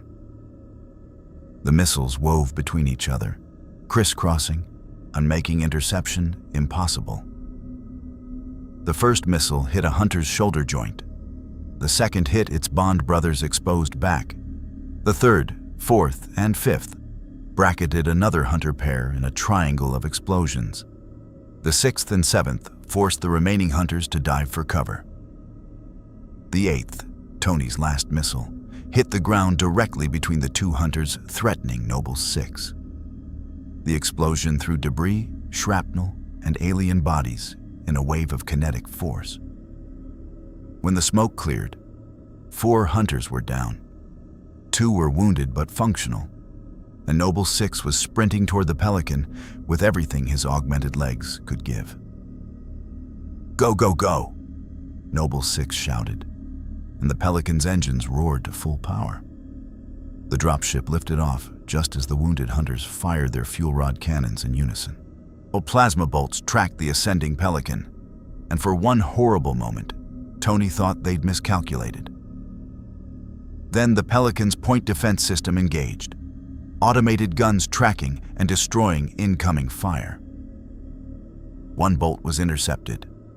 The second clipped the Pelican's starboard engine, and alarms screamed through the troop bay. "Engine 2 is critical," the pilot shouted. "I can't maintain altitude." "You don't need to maintain," Noble 6 said, pulling himself fully into the bay as Jorge hit the ramp closure. "Just get us to the emergency rally point. 11 clicks northwest, drop us anywhere that's not on fire." The Pelican limped through the smoke-choked sky, one engine screaming protest, while behind them, Firebase Bravo collapsed under sustained Covenant assault. Tony watched through the open bay door as the defensive positions were overrun, as Marines who couldn't evacuate made their last stands, as the Firebase's ammunition depot detonated in a mushroom cloud. "How many didn't make it?" Tony asked quietly. 37 personnel, Kat said, checking her datapad. Her voice was flat, professional, but Tony heard the weight beneath it. "We saved 128. Better ratio than most evacuations. 128 saved, 37 lost, and Firebase Bravo was just one position among hundreds across Reach. The scale of destruction was incomprehensible." "The countdown timer," Tony said, checking his HUD. "It's at 1 hour, 43 minutes. What happens then?" Noble 6 was silent for a long moment, removing his helmet for the first time. Beneath it was a young face, maybe late 20s, with scars and eyes older than the face deserved. "At 0, Noble 6 said quietly, "Covenant supercarriers achieve optimal orbital positioning. They'll begin systematic glassing of Reach's surface. Anything not already off-planet becomes a crater. Approximately 5 billion people still on Reach. Most of them won't make it. 5 billion. The number was so large it became meaningless. So many deaths that Tony's mind couldn't process it as individuals. Just statistics, just mass extinction. "There has to be something we can do," Tony said. "Some way to fight back to—" "There isn't," Kat interrupted. "We've been fighting for 3 weeks. We've lost. Reach is gone. All we can do now is save whoever we can and regroup." Tony slumped against the Pelican's hull, feeling every injury, every broken system, every failure. He'd come to this universe by accident. He'd fought beside these people, saved who he could. But it wasn't enough. It was never enough. The arc reactor pulsed in his chest, steady and bright. a reminder that he carried technology this universe had never seen. Technology that could change the war, if he shared it, if he trusted these people. "The rally point," Tony said. "What's there?" "UNSC Grafton," Jorge said. "Frigate-class warship. She's loading refugees and military personnel for evacuation to FleetCom HQ. If we can get aboard, we survive. If not..." He didn't finish the sentence. Tony looked at Noble Team, these super soldiers who'd risked everything to save him, a stranger from another dimension. Looked at the other soldiers in the Pelican, wounded and exhausted, but still alive. Then looked through the bay door at Reach, burning below. He'd lost his universe, his home, maybe forever. But he was still breathing, still fighting, still able to make a difference. And Tony Stark had never been good at giving up. "When we get to the Grafton," Tony said, "I need access to a fabrication facility, full machine shop if they have it. And I want to talk to whoever's in charge of UNSC technology development." "Why?" Noble Six asked, though his expression suggested he already knew. "Because I'm not sitting on a ship watching humanity die, while I have knowledge that could help." Tony met the Spartan's eyes. "I'm going to build something that might change this war, and I need your help to do it." Noble Six studied him for a long moment, then nodded once. "We'll get you what you need. But Stark, once you start down this road, there's no going back. UNSC will never let you just leave. You'll be theirs until this war ends." "Good thing I don't plan on leaving then." Tony looked out at Reach's dying landscape. "I'm already stuck in this universe. Might as well make myself useful." The Pelican flew on through smoke and fire, carrying Tony Stark toward an uncertain future in a war without end. But for the first time since arriving in this nightmare universe, Tony felt something other than desperation. He felt purpose. The UNSC Grafton hung in high orbit, like a gray dagger pointed at the stars. Frigate class, according to the data Noble Team had shared. 480 meters of weapons, armor, and desperation. Compared to the Covenant supercarriers dominating Reach's orbital space, the Grafton looked insignificant. A minnow among sharks. But she was still fighting. The Pelican docked in the Grafton's hangar bay, and Tony got his first real look at 26th century human military technology. The bay was controlled chaos.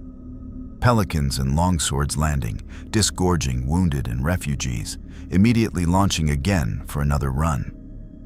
Crew in gray fatigues moved with practiced efficiency, directing traffic, loading supplies, prepping ordnance.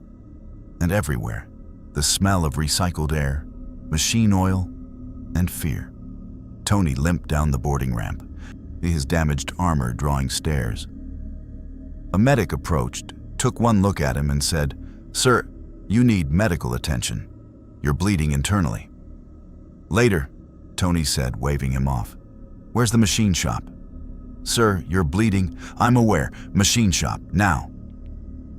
Noble Six intervened, his presence cutting through the medic's protests. "We'll get him to medical after he's finished. Direct orders from Commander Keyes. Where's the fabrication bay?"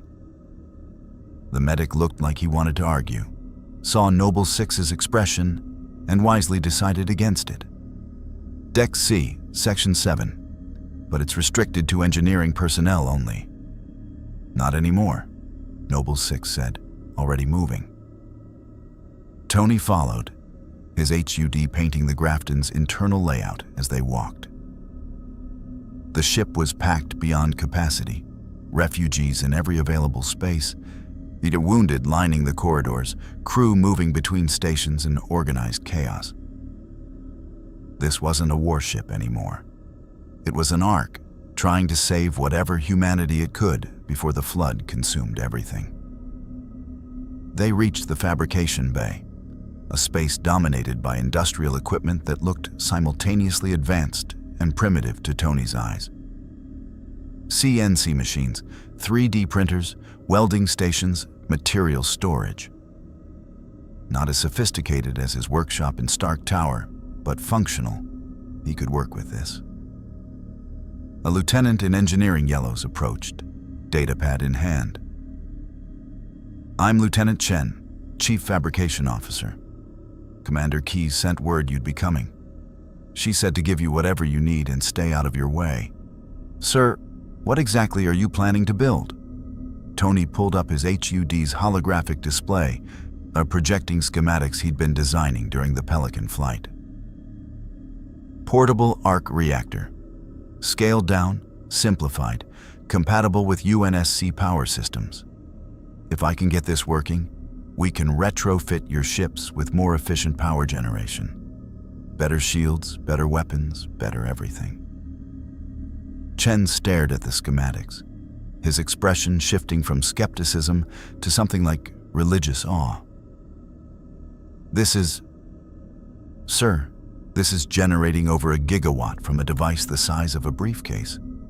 That's impossible. It was impossible in my universe too until I built it.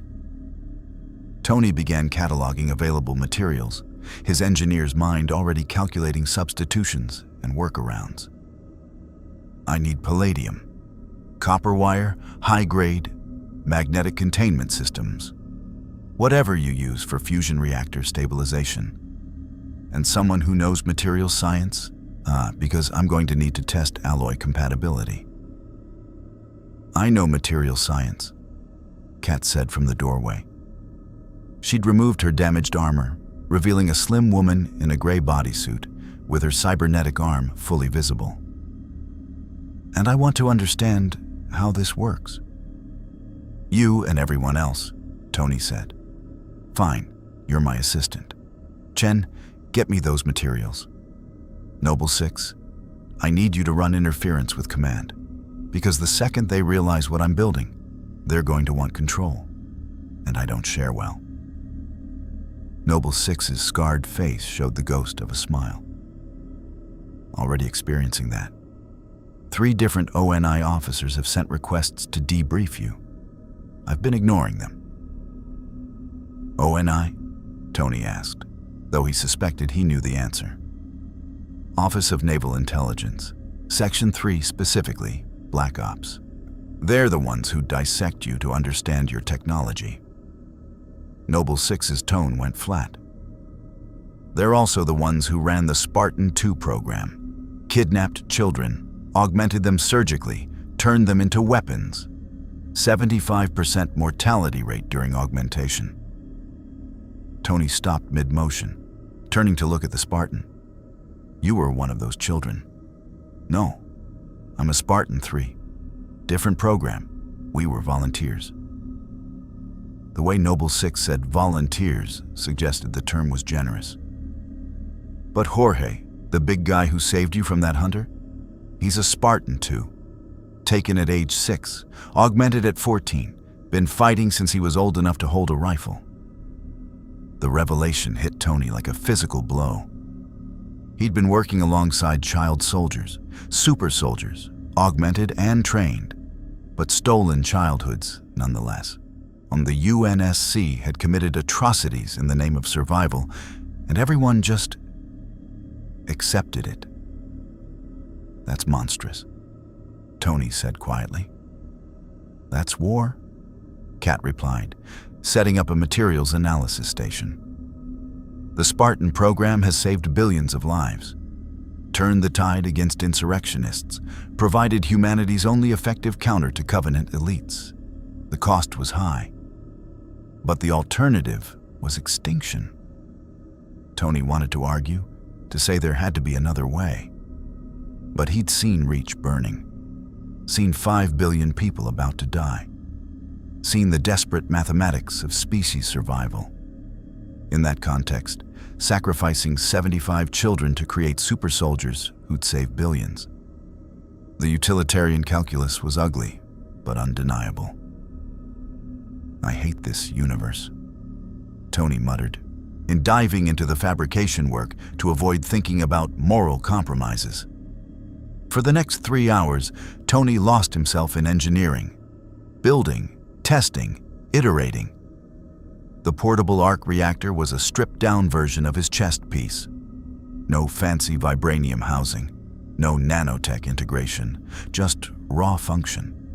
Palladium core, copper containment, magnetic stabilization borrowed from UNSC fusion technology. Kat proved invaluable.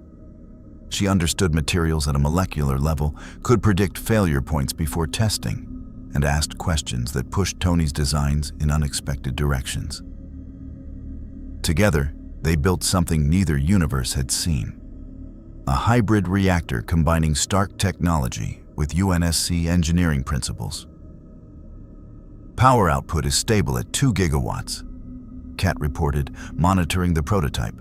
Oh, no degradation after 90 minutes of continuous operation. This is revolutionary.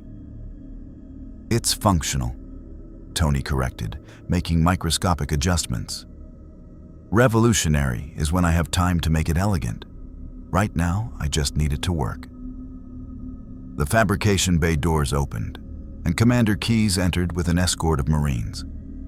Her expression was carefully neutral, but Tony caught the hunger in her eyes when she saw the reactor's readouts. "Mr. Stark," Keyes said. "Impressive work. Lieutenant Chen tells me you've built a power source that exceeds anything in the UNSC arsenal." "Portable arc reactor Mark I," Tony said, not looking up from his calibrations. "Output of 2 gigawatts sustained, theoretically scalable to 5 with better materials. Compatible with your power distribution systems. And no, before you ask, I'm not handing over the schematics." Keyes' expression hardened. "Mr. Stark, we're losing this war. Your technology could save millions of lives. You can't seriously expect to keep it to yourself." "I expect to control how it's used." Tony finally looked at her, and his voice went cold. "I've been down this road before, Commander. Built weapons that were supposed to protect people. Watched them get turned against innocents. Made technology that was supposed to help and saw it weaponized. I won't make that mistake again. This is different. We're fighting for survival. Everyone thinks their war is different," Tony interrupted. "Everyone thinks their cause justifies the means. But I've seen where that logic leads. I've seen child soldiers with augmentations they never chose. I've seen desperate commanders make choices that cost innocent lives. And I won't enable that." The Marines shifted, hands moving toward weapons. Kat's cybernetic hand twitched toward her sidearm. The temperature in the fabrication bay dropped. Noble Six stepped between Tony and Keyes, his massive form a physical barrier. "Commander, with respect, threatening Stark is counterproductive. He's offering to help on his terms. We should accept." "His terms aren't acceptable," Keyes said flatly. "We're at war. Individual preferences don't override military necessity." "Then we're at an impasse," Tony said, his hand moving to the arc reactor's control panel. "Because if you try to take this technology by force, I'll slag the reactor and every piece of data associated with it. You'll have nothing. You're bluffing." Tony met her eyes, and in that moment, he channeled every ounce of the man who'd faced down Thanos. "Try me." The standoff stretched, seconds becoming uncomfortable silence. Then Kat spoke, her voice cutting through the tension. "Commander, I have a proposal. Stark retains control of arc reactor technology, but he agrees to outfit critical UNSC assets, starting with the Grafton. We get the benefit of his technology without forcing control. He gets autonomy while still contributing to the war effort." Keyes considered, her jaw tight. "And what's to stop him from leaving once we've given him resources and freedom?" "Where exactly am I going to go?" Tony asked. I'm dimensionally displaced, Commander. This universe is my prison until I can repair the quantum device. And that's going to take months, maybe years. In the meantime, I'd rather not watch humanity get exterminated. So yes, I'll help, on my terms. Another long silence. Then Keyes nodded once, sharp and military. Fine. You outfit the Grafton with your reactor technology. Prove it works in combat. If it performs as you claim, we discuss wider implementation. But Stark, you're under UNSC protection now. That means you follow fleet regulations, respect command authority, and don't go rogue. I don't do well with authority, Tony said. Learn. Keyes turned to leave, then paused. One more thing. ON. I wants to debrief you. Section 3 specifically. I've been holding them off, but I can't forever. Be prepared. After she left, Tony slumped against his workbench, adrenaline crash hitting hard. His ribs were fire, his leg was barely functional, and he just made an enemy of the military command structure. Again. You handled that well, Kat said dryly. I handled that terribly, Tony corrected. But I wasn't lying. I've made too many weapons for the wrong people. I won't do it again. Even if it means people die who could have been saved. The question hit like a punch. Tony didn't have a good answer. Hadn't had a good answer since Afghanistan, since New York, since Ultron. The math of saving people versus enabling atrocities was impossible to balance. I'll save who I can, Tony said finally. The way I know how. By building things, improving systems, pushing technology forward. But I won't hand over unlimited power to people I don't trust. Not again. Noble Six spoke up, his voice thoughtful.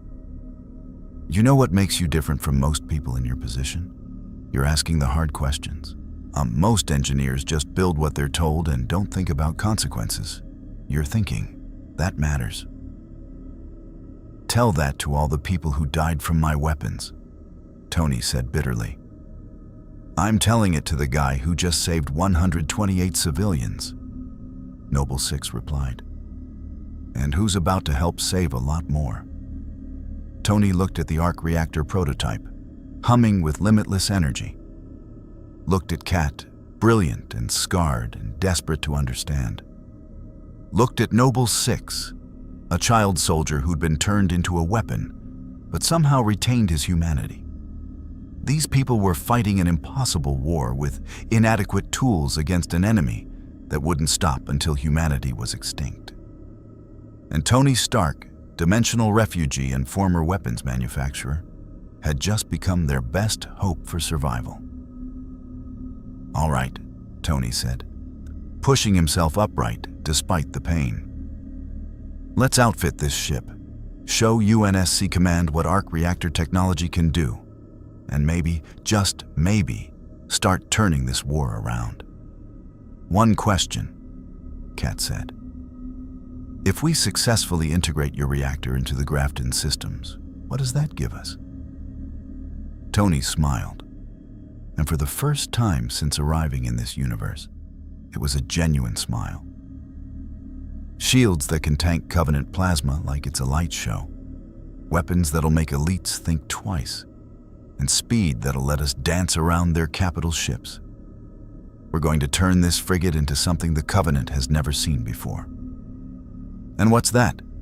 Noble Six asked. A fair fight, Tony said. Maybe even an advantage. And in a war like this, now that's revolutionary. The countdown timer to reach his glassing continued ticking down, 57 minutes remaining. But for the first time, Tony Stark had a plan that went beyond just survival. He was going to fight back. The Grafton's engineering deck became Tony's new workshop. A controlled chaos of retrofitting, rewiring, and running calculations that would have made even Jarvis protest. The ship's original reactor, a massive deuterium fusion assembly that took up 3 decks, was being supplemented by 4 arc reactor units positioned at key power junctions. Tony wasn't replacing the fusion reactor. He was augmenting it, creating a hybrid system that would give the Grafton capabilities no UNSC frigate had ever possessed. Power Conduit 7 is showing fluctuations, Lieutenant Chen called from across the bay. His engineering team had been working non-stop for 6 hours, and exhaustion was showing. The magnetic containment is struggling to interface with our distribution grid. Tony barely looked up from the reactor housing he was sealing. I'll bypass the secondary coupling and route power through the tertiary line. The containment will stabilize once you're not forcing incompatible protocols. Chen implemented the change. The fluctuations smoothed.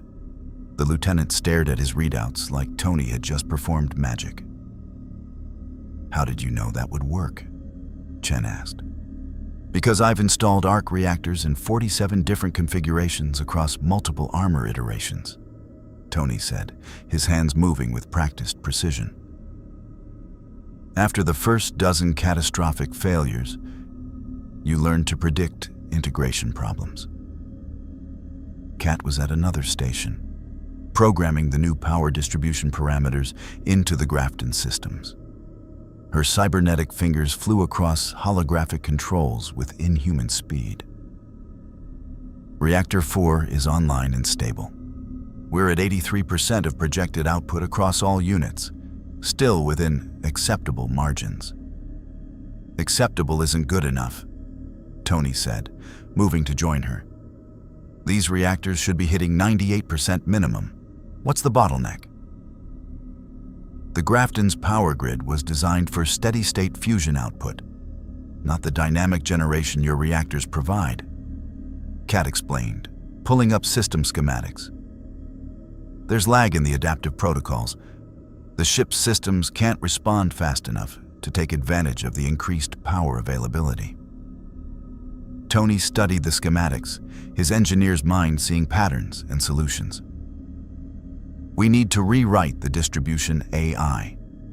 Make it predictive instead of reactive." "Can you code that?" "I can try, but the ship's AI is under strict rampancy protocols. I can't give it more processing capacity without risking the 7-year death sentence, right?" Tony's mind raced. What if we don't give the AI more capacity? What if we give it better algorithms? Streamlined code that does more with the same processing power?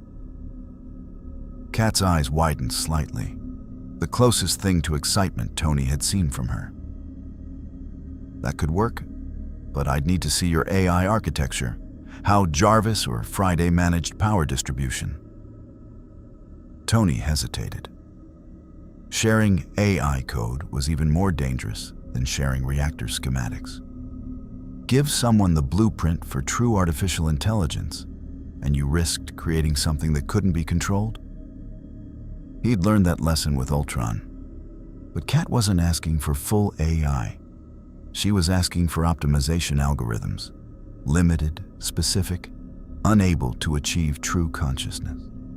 "All right," Tony said, pulling up archived code fragments from his suit's memory.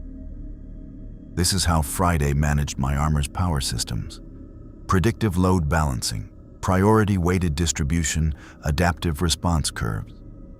You can't copy it wholesale, different architecture, but you can adapt the principles." Kat absorbed the information like a sponge, her fingers already translating concepts into code compatible with UNSC systems.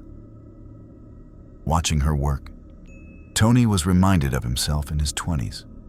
Brilliant, driven, seeing problems as puzzles waiting to be solved. "You're wasted in this military," Tony said. "You should be running a research institute." "I was," Kat replied without looking up. "Before the war, PhD in applied physics from Luna Academy. Was working on slip space efficiency calculations. Then the Covenant came and research became survival." "Let me guess, you volunteered for the Spartan program to make a difference?" "To not feel useless," Kat corrected. I watched colonies burn while I sat in a lab running equations. The augmentations were a way to fight back, to matter. Tony understood that impulse intimately. After Afghanistan, after the Chitauri, after every failure that haunted him, the drive to do something, to be useful, to justify existence through action. "Well," Tony said quietly, "you matter now. This work you're doing, it's going to save lives. If it works, it'll work. I don't build things that don't work. Dangerous things, yes. Controversial things, absolutely. But they work." The engineering bay's doors hissed open, and Noble 6 entered with Jorge and 2 other Spartans Tony hadn't met yet. One was lean and carried himself with the coiled energy of a predator, armor marked with skull imagery. The other was younger, female, with red hair visible through her removed helmet. "Stark, status report," Noble 6 said. "We're getting mission orders in 20 minutes. Command wants to know if the Grafton is combat ready." "Define combat ready," Tony said, running final diagnostics. "She won't explode, if that's what you're asking. The arc reactors are stable, power distribution is optimized, and we've rerouted primary systems to take advantage of the increased output. But I haven't tested anything under combat conditions." "That's what the mission is for," the skull-marked Spartan said.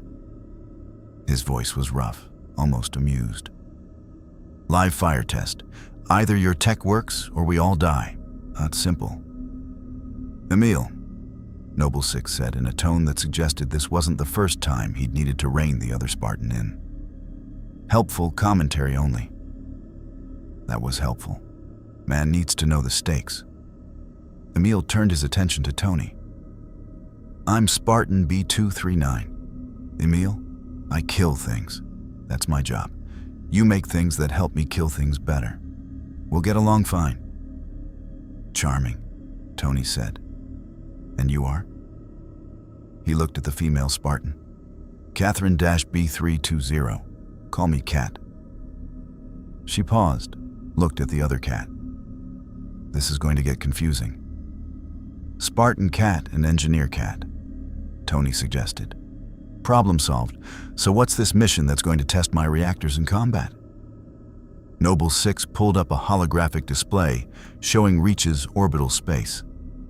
Red markers indicated Covenant positions. Dozens of capital ships, hundreds of support vessels. They're forming a blockade that was systematically destroying anything trying to escape. "There's a convoy of civilian transports pinned down in Sector 9, Noble 6 explained. 17 ships, approximately 15,000 refugees. They can't break through the Covenant blockade with their current speed and shields. The Grafton is being tasked with escort duty. Get those transports to the edge of the engagement zone where they can safely jump to slip space." "How many Covenant ships are we talking about?" Tony asked, though he suspected he wouldn't like the answer. 3 cruisers, multiple corvettes, and fighter screens, Jorge said. His scarred face was grim. The Grafton normally couldn't survive that kind of engagement. We'd get chewed apart before we even reached the convoy.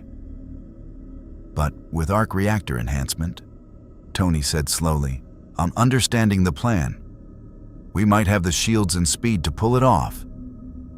"Might" being the operative word, Noble 6 confirmed. "This is a volunteer mission, Stark. You're not UNSC. You don't have to come. We can transfer you to another ship before we launch." Tony looked at the hologram. 15,000 people waiting to die unless someone with better technology intervened. Looked at the arc reactors humming with unlimited power. Looked at Noble Team, these child soldiers turned heroes who faced impossible odds as just another day's work. "I'm coming," Tony said. "You're going to need someone who understands the reactors if anything goes wrong. Plus, I've got my armor. Might as well make myself useful." "Your armor's damaged," Cat, Engineer Cat, pointed out. 68% integrity, left repulsor offline, some mobility compromised. which is why I spent the last 2 hours fabricating replacement parts," Tony said, gesturing to a workbench where new armor components sat waiting. "I can't build a full suit from scratch with available materials, but I can patch what I have. Won't be pretty, but it'll function." "How long until you're combat ready?" Noble 6 asked. Tony checked the time. 37 minutes until Reach's glassing began. This mission might be the last chance to save anyone from the surface. "Give me 15 minutes. I'll be ready." "You have 10, Noble 6 said. "We launch in 20. Chen, status on the Grafton's weapon systems?" "Mac gun is charged and ready," Chen reported. "Archer missile pods are loaded. Point defense system is integrated with the new power grid. Should have faster targeting and higher firing rates. Mo, we're as ready as we're going to be."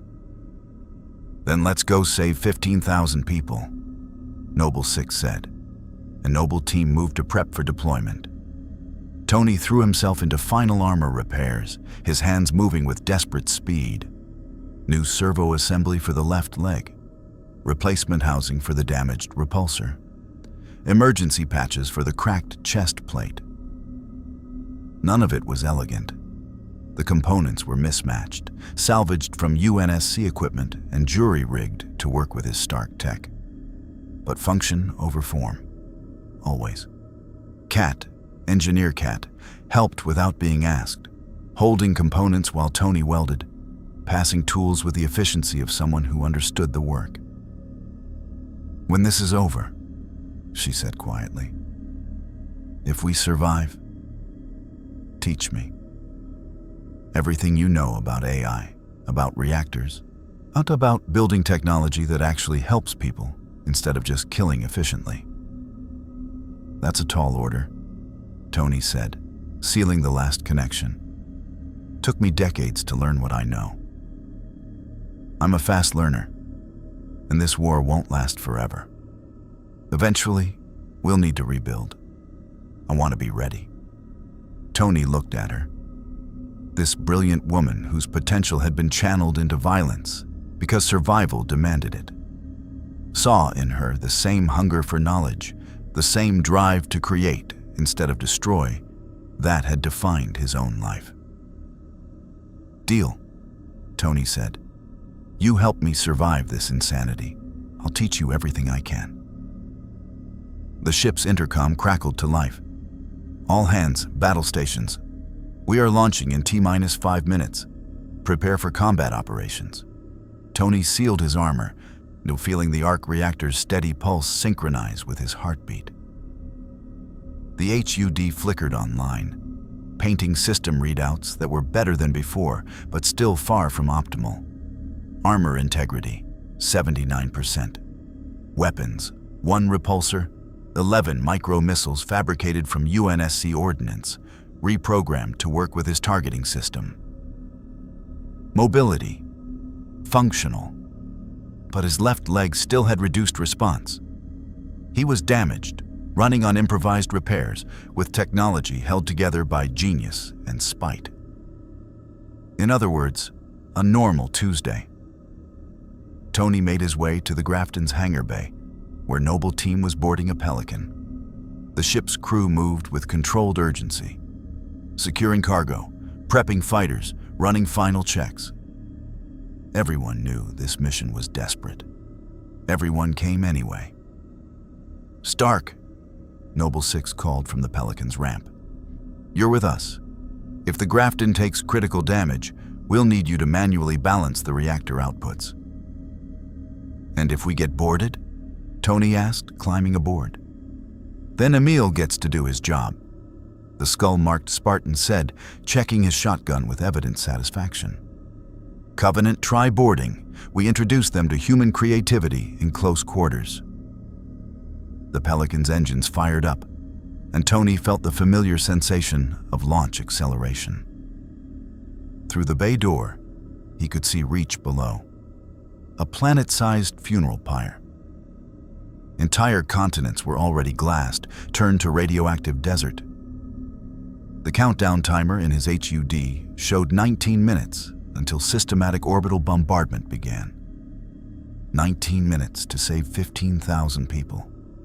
19 minutes to prove arc reactor technology could turn the tide. On 19 minutes before everything changed.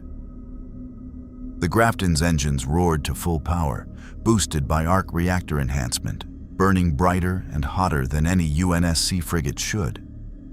The ship accelerated toward the Covenant blockade, toward impossible odds, toward a battle that would either validate everything Tony had built or prove that even genius couldn't save everyone. Tony Stark checked his weapons one last time, felt the arc reactor's limitless power thrumming through his armor, and prepared to find out which future awaited.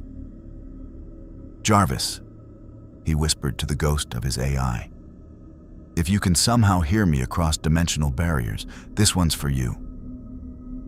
Then the Grafton entered weapons range. Covenant cruisers opened fire, and Tony Stark went to war. The Covenant didn't waste time with warnings or negotiation. The moment the Grafton crossed into weapons range, plasma lances from 3 cruisers converged on the frigate's position. Each lance carried enough energy to vaporize a city block. Together, they should have turned the Grafton into expanding plasma. Should have. The arc reactor-enhanced shields flared brilliant blue, absorbing the initial impact with only minimal drain. On the bridge, where Tony watched through helmet feed from Noble Team's position, crew members actually gasped. UNSC shields didn't hold against sustained Covenant fire. They bought seconds, maybe, not this.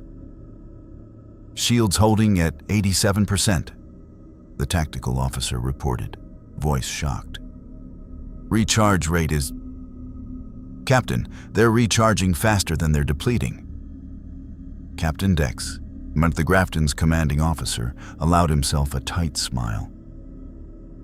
"Mr. Stark's technology works. Helm, bring us about. Weapons, target the nearest cruiser's port side. MAC gun, fire when ready."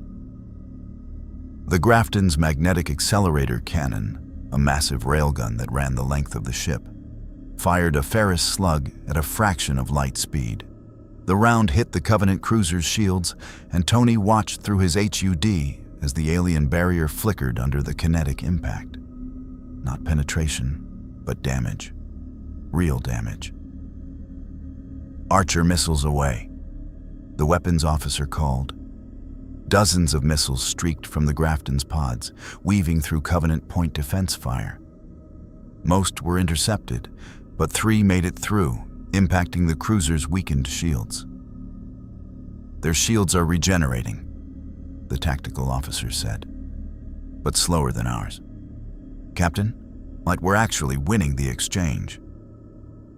"Don't celebrate yet," Captain Dex said.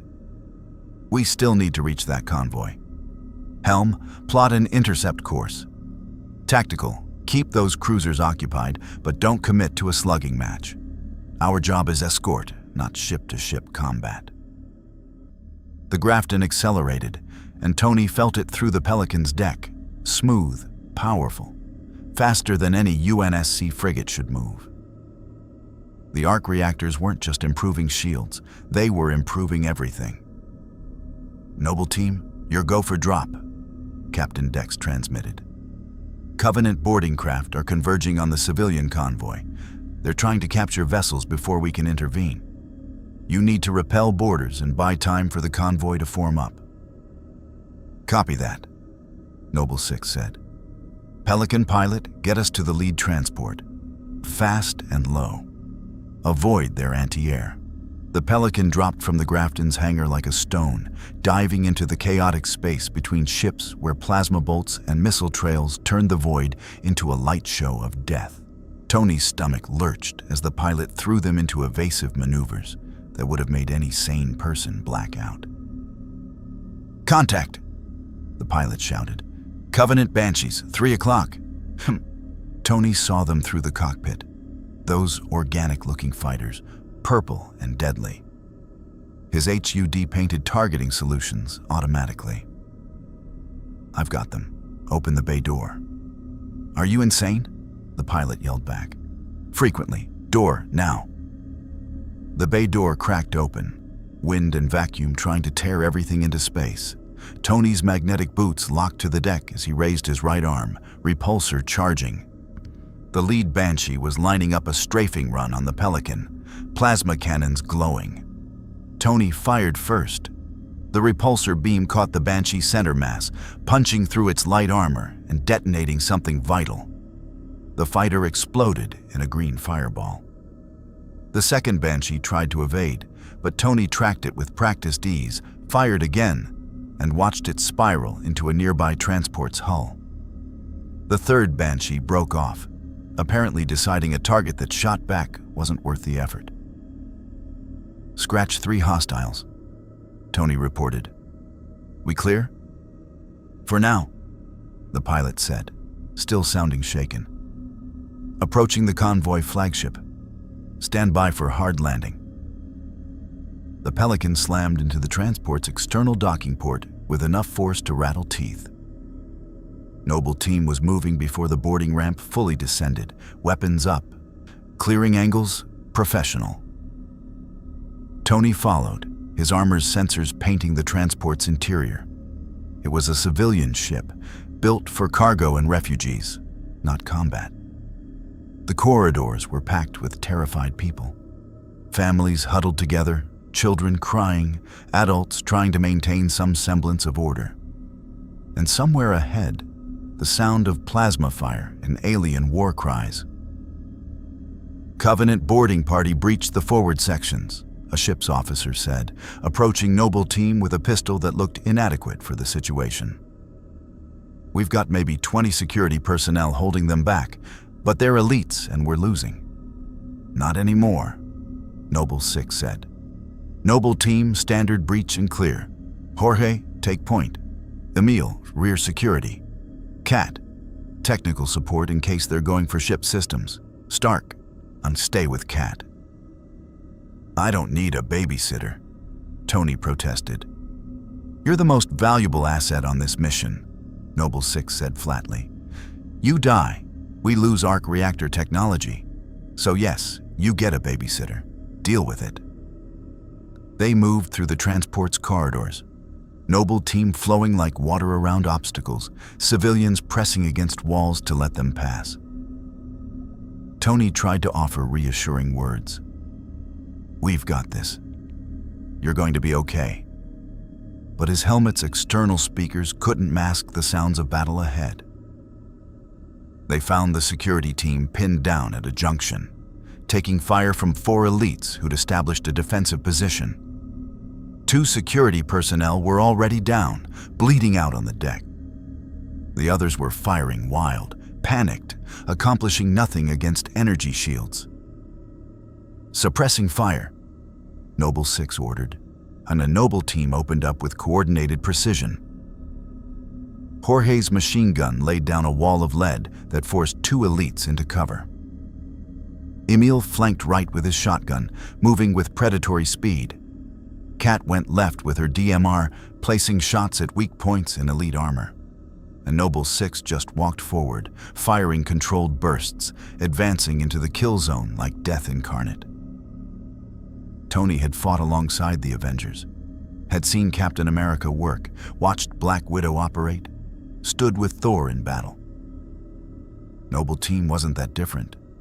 Highly trained, augmented, moving with the kind of coordination that came from years of combat. Except the Avengers had chosen this life. Noble Team had been stolen into it as children.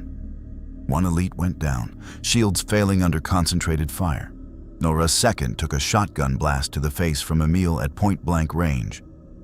The third tried to charge Noble 6 with an energy sword and got a burst of assault rifle fire through its shields and into its skull. The fourth activated active camouflage and vanished. Cloaked hostile, Kat called. Tracking on motion sensors, there. She fired 3 rounds at empty air. The first 2 sparked off shields. The third hit the elite's shoulder joint and it flickered visible, roaring in pain and rage. Tony didn't wait for orders. His repulsor fired, the beam catching the decloaking elite center mass. Its shields failed, armor melted, and it collapsed in a heap of purple blood and twitching limbs. "Threat neutralized," Tony reported. "Are there more?" "Scanning," Kat said, checking her datapad. "2 more boarding parties detected.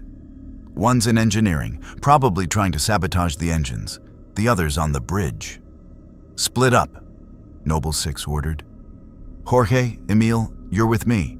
We take the bridge. Kat, Stark, handle engineering, fast and quiet if possible. We don't have time for protracted fights." Tony and Kat moved through the transport's lower decks, following emergency lighting and the sounds of plasma fire. The engineering section was a mess. Damaged machinery, sparking conduits, and 3 very dead human engineers. The Covenant boarders, 2 elites and several grunts, were placing charges on the reactor housing. "They're sabotaging the engines," Kat whispered. "If those charges detonate, this ship loses propulsion. Can't escape with the convoy." "We stopped them," Tony said simply, activating his targeting system. "You take the elites, I'll handle the grunts." "That's backwards. Grunts are easy. Grunts run in packs and panic when they're hit. I've got area effect weapons." Tony armed 3 micro-missiles. "Trust me." Kat studied him for a moment, then nodded.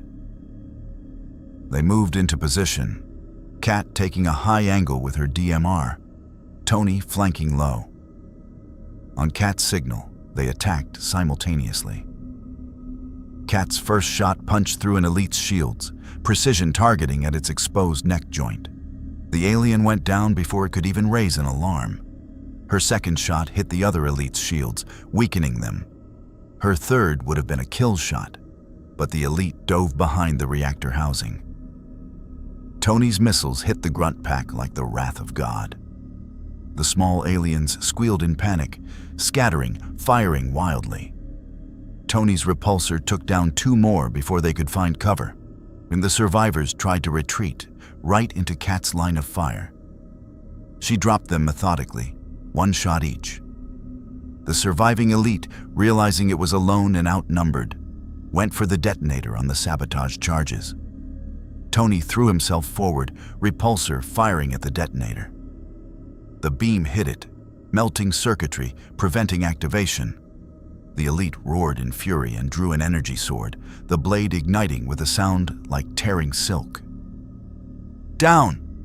Kat shouted. Tony dropped flat as Kat's DMR fired 3 rounds in rapid succession. All 3 hit the elite's weakened shields, and the third punched through, hitting the alien in its chest. It staggered, sword falling from nerveless fingers, and collapsed. "Thanks," Tony said, standing. "That was close. Too close. Like you shouldn't have gone for the detonator. That sword would have killed you. But the charges didn't detonate, and now this ship can still fly."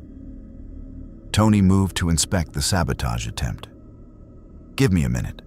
I need to make sure these charges are fully disarmed." While Tony worked, Kat received a transmission. "Noble 6, engineering is secure. Status on the bridge? Bridge secured.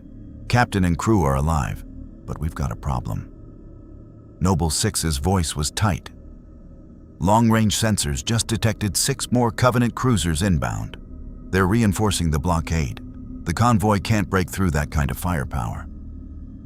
"The Grafton can't either," Kat said.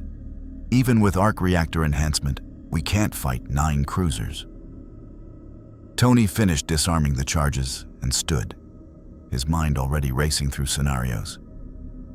9 Covenant cruisers, 15,000 civilians, 1 frigate with experimental technology. The math was impossible unless he changed the equation. "I have an idea," Tony said slowly. "A terrible, dangerous, probably going to kill me idea, but it might work." "I'm listening," Noble 6 said over comms. "The arc reactors are generating more power than the Grafton can use," Tony explained. his engineer's brain assembling the plan even as he spoke. We're running at maybe 60% capacity because the ship's systems can't absorb more. But what if we redirected that excess energy? Into what? Kat asked. Into me. Tony pulled up schematics of his armor on his HUD. My suit was designed to operate with one arc reactor, but the mounting points for the quantum device, the melted wreckage, I could retrofit them, connect directly to the Grafton's power grid. It turned my armor into a mobile weapons platform with effectively unlimited energy. That's insane, Kat said. The power coupling alone could electrocute you. And your armor wasn't designed to channel that much energy. You'd overload every system.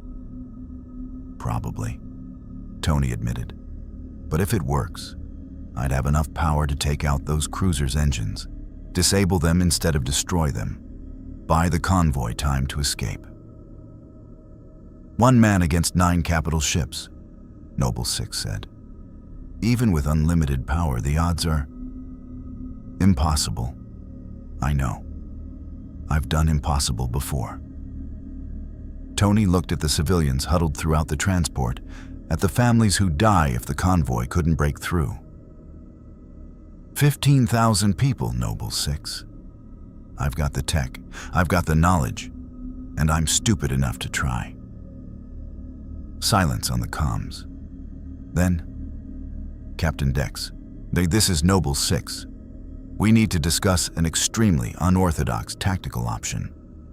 20 minutes later, Tony Stark stood in the Grafton's primary reactor bay, watching engineers retrofit his armor with emergency power coupling systems designed to channel megawatts directly into his suit. The modifications were crude, dangerous, and violated every safety protocol Tony had ever learned. He approved them anyway. Power coupling complete, Chen reported. Mr. Stark, I need to be clear. If you activate this system, you'll be channeling enough energy to power a small city. If anything fails, the coupling, the arc reactor in your chest, the armor's containment systems, you'll vaporize instantly. Noted, Tony said, running final diagnostics. His HUD was already showing power levels that made his standard reactor look like a AAA battery. How long can I maintain this load? Unknown. Your armor's rated for 3 gigajoules per second from your chest reactor. This coupling will provide 20 gigajoules sustained, maybe more if you push it. 20 gigajoules. Tony's repulsors would hit like orbital strikes. His flight speed would be hypersonic. His shields, if he could adapt them fast enough, might actually hold against Covenant plasma, or everything would melt, including him. Fire up the coupling, Tony said. Let's see if my armor explodes. Chen activated the power transfer. Tony felt it immediately, a surge of energy that made his chest reactor look dim by comparison. His HUD went crazy with warnings, systems adjusting, trying to compensate for the massive power increase. The armor heated, servos strained, and for one terrifying moment, Tony thought he'd miscalculated, and then his systems stabilized. The arc reactor in his chest synchronized with the Grafton's power grid, and suddenly Tony wasn't just a man in a suit. He was a weapons system with effectively unlimited firepower. Coupling stable, Tony reported, his voice shaking slightly. Power draw nominal. Systems operational. I think this is actually working. Covenant reinforcements entering weapons range, Captain Dex announced over ship-wide comms. Stark, if you're going to do this, now's the time. Tony walked to the Grafton's launch bay, feeling every step as his armor hummed with barely contained power. Noble Team was there, watching him with expressions that ranged from concern to something like awe. You know this is suicide, Kat said quietly. Probably, Tony agreed. But I'm out of universes to die in. Might as well make it count. Noble 6 stepped forward, offering his hand. Tony shook it, armored gauntlet to armored gauntlet. You're brave, Stark. Stupid, but brave. Try not to die. UNSC needs your technology. I'll do my best. Tony moved to the launch bay's edge, looking out at the void where 9 Covenant cruisers were arranging themselves to obliterate the convoy. And Noble 6? If I don't make it back, tell Kat she's got full access to my research notes. Everything I know about AI, reactors, all of it. Someone should carry it forward. Tell her yourself, Noble 6 said, when you get back. Tony Stark activated his thrusters, now boosted to levels that should have torn his armor apart, and launched into space. The acceleration was incredible, crushing, beautiful. He'd flown in combat before, and dodged missiles and energy weapons in impossible odds. But he'd never flown like this. 20 gigajoules of power channeled through armor that had survived gods and monsters. One man, one suit, one chance to save 15,000 lives. The Covenant cruisers detected him, weapons tracking this tiny target that dared challenge capital ships. Tony aimed his repulsors at the nearest cruiser's engine section, channeled every bit of power he could manage, and fired. The beam that erupted from his armor wasn't blue anymore. It was white-hot, sustained, powerful enough to carve through Covenant shields like tissue paper. The cruiser's engines exploded in a cascade of plasma fire, and the massive ship went dead in space. 8 more to go. Tony Stark smiled behind his helmet and went to war. Space warfare, Tony discovered, was nothing like atmospheric combat. No drag, no air resistance, no gravity to anchor instincts. Just velocity, vectors, and the cold mathematics of orbital mechanics. He moved between the Covenant cruisers like a missile with a grudge, his enhanced thrusters pushing him to speeds that would have liquefied an unaugmented human. The second cruiser tried to track him with its point defense plasma cannons. Dozens of bolts converged on his position, each one capable of vaporizing a fighter craft. Tony didn't dodge. He couldn't, not at these speeds. Instead, he channeled power into improvised shields, using the same magnetic containment principles that held his arc reactor stable. The plasma hit his shields and dispersed, energy bleeding off into space as harmless radiation. His armor heated, on HUD screaming warnings, but he stayed intact, alive, functional. That's new, Tony muttered, angling toward the cruiser's engine cluster. 20 gigajoules made everything new. He fired both repulsors simultaneously, pouring sustained energy into the cruiser's propulsion systems. The Covenant vessel's shields held for maybe 3 seconds, impressive by any standard, then collapsed under the sustained assault. Tony's beams carved through armor plating, severed fuel lines, detonated plasma conduits. The cruiser's engines died in a series of containment failures that lit up the void like a dying star. 2 down, 7 to go. Stark, status? Captain Dex's voice crackled through comms, distorted by distance and interference. We're tracking multiple plasma lances converging on your position. I see them, Tony said. His HUD painting 3 capital ship-grade weapons about to turn him into constituent atoms. Attempting evasion. He burned hard perpendicular to the firing solutions, pushing his thrusters past red line. The plasma lances fired, massive bolts of superheated energy that turned space purple with their passage. They missed. Barely. Close enough that Tony's temperature sensors spiked and his armor's heat dissipation systems struggled to compensate. But missed was missed. The third cruiser was waiting for him, having predicted his evasion vector. Smart, adaptive. The kind of tactical thinking that had let the Covenant dominate humanity for 27 years. Plasma cannons opened fire in a spread pattern, boxing Tony in, eliminating evasion options. So Tony didn't evade. He went straight through. Full power to shields, was channeling energy in a focused cone ahead of him, and he punched through the plasma barrage like a bullet through tissue paper. His shields flared, fluctuated, nearly failed, armor integrity dropping to 63%. But he made it through. Emerged on the other side, damaged but functional and far too close to the cruiser for its heavy weapons to track. Tony fired at point-blank range, his repulsors carving through the cruiser's hull like a plasma torch through butter. He didn't target engines this time, no time for precision. He targeted the ship's ventral section, where his sensors detected massive energy signatures. Reactor, plasma batteries, something vital. His beams hit home, breached containment, and the cruiser's core detonated. Tony was caught in the edge of the blast, and thrown tumbling through space as debris and energy washed over him. His HUD went dark for 3 terrifying seconds. When it came back online, every system was screaming failure warnings. Armor integrity, 47%. Left arm servos, offline. Right repulsor, damaged but functional. Power coupling, strained but holding. 3 down, Tony reported, his voice tight with pain. Probably more broken ribs, definitely a concussion. 6 remaining. Stark, pull back, Noble 6 transmitted. You've bought the convoy enough time. They're forming up for the jump to slip space.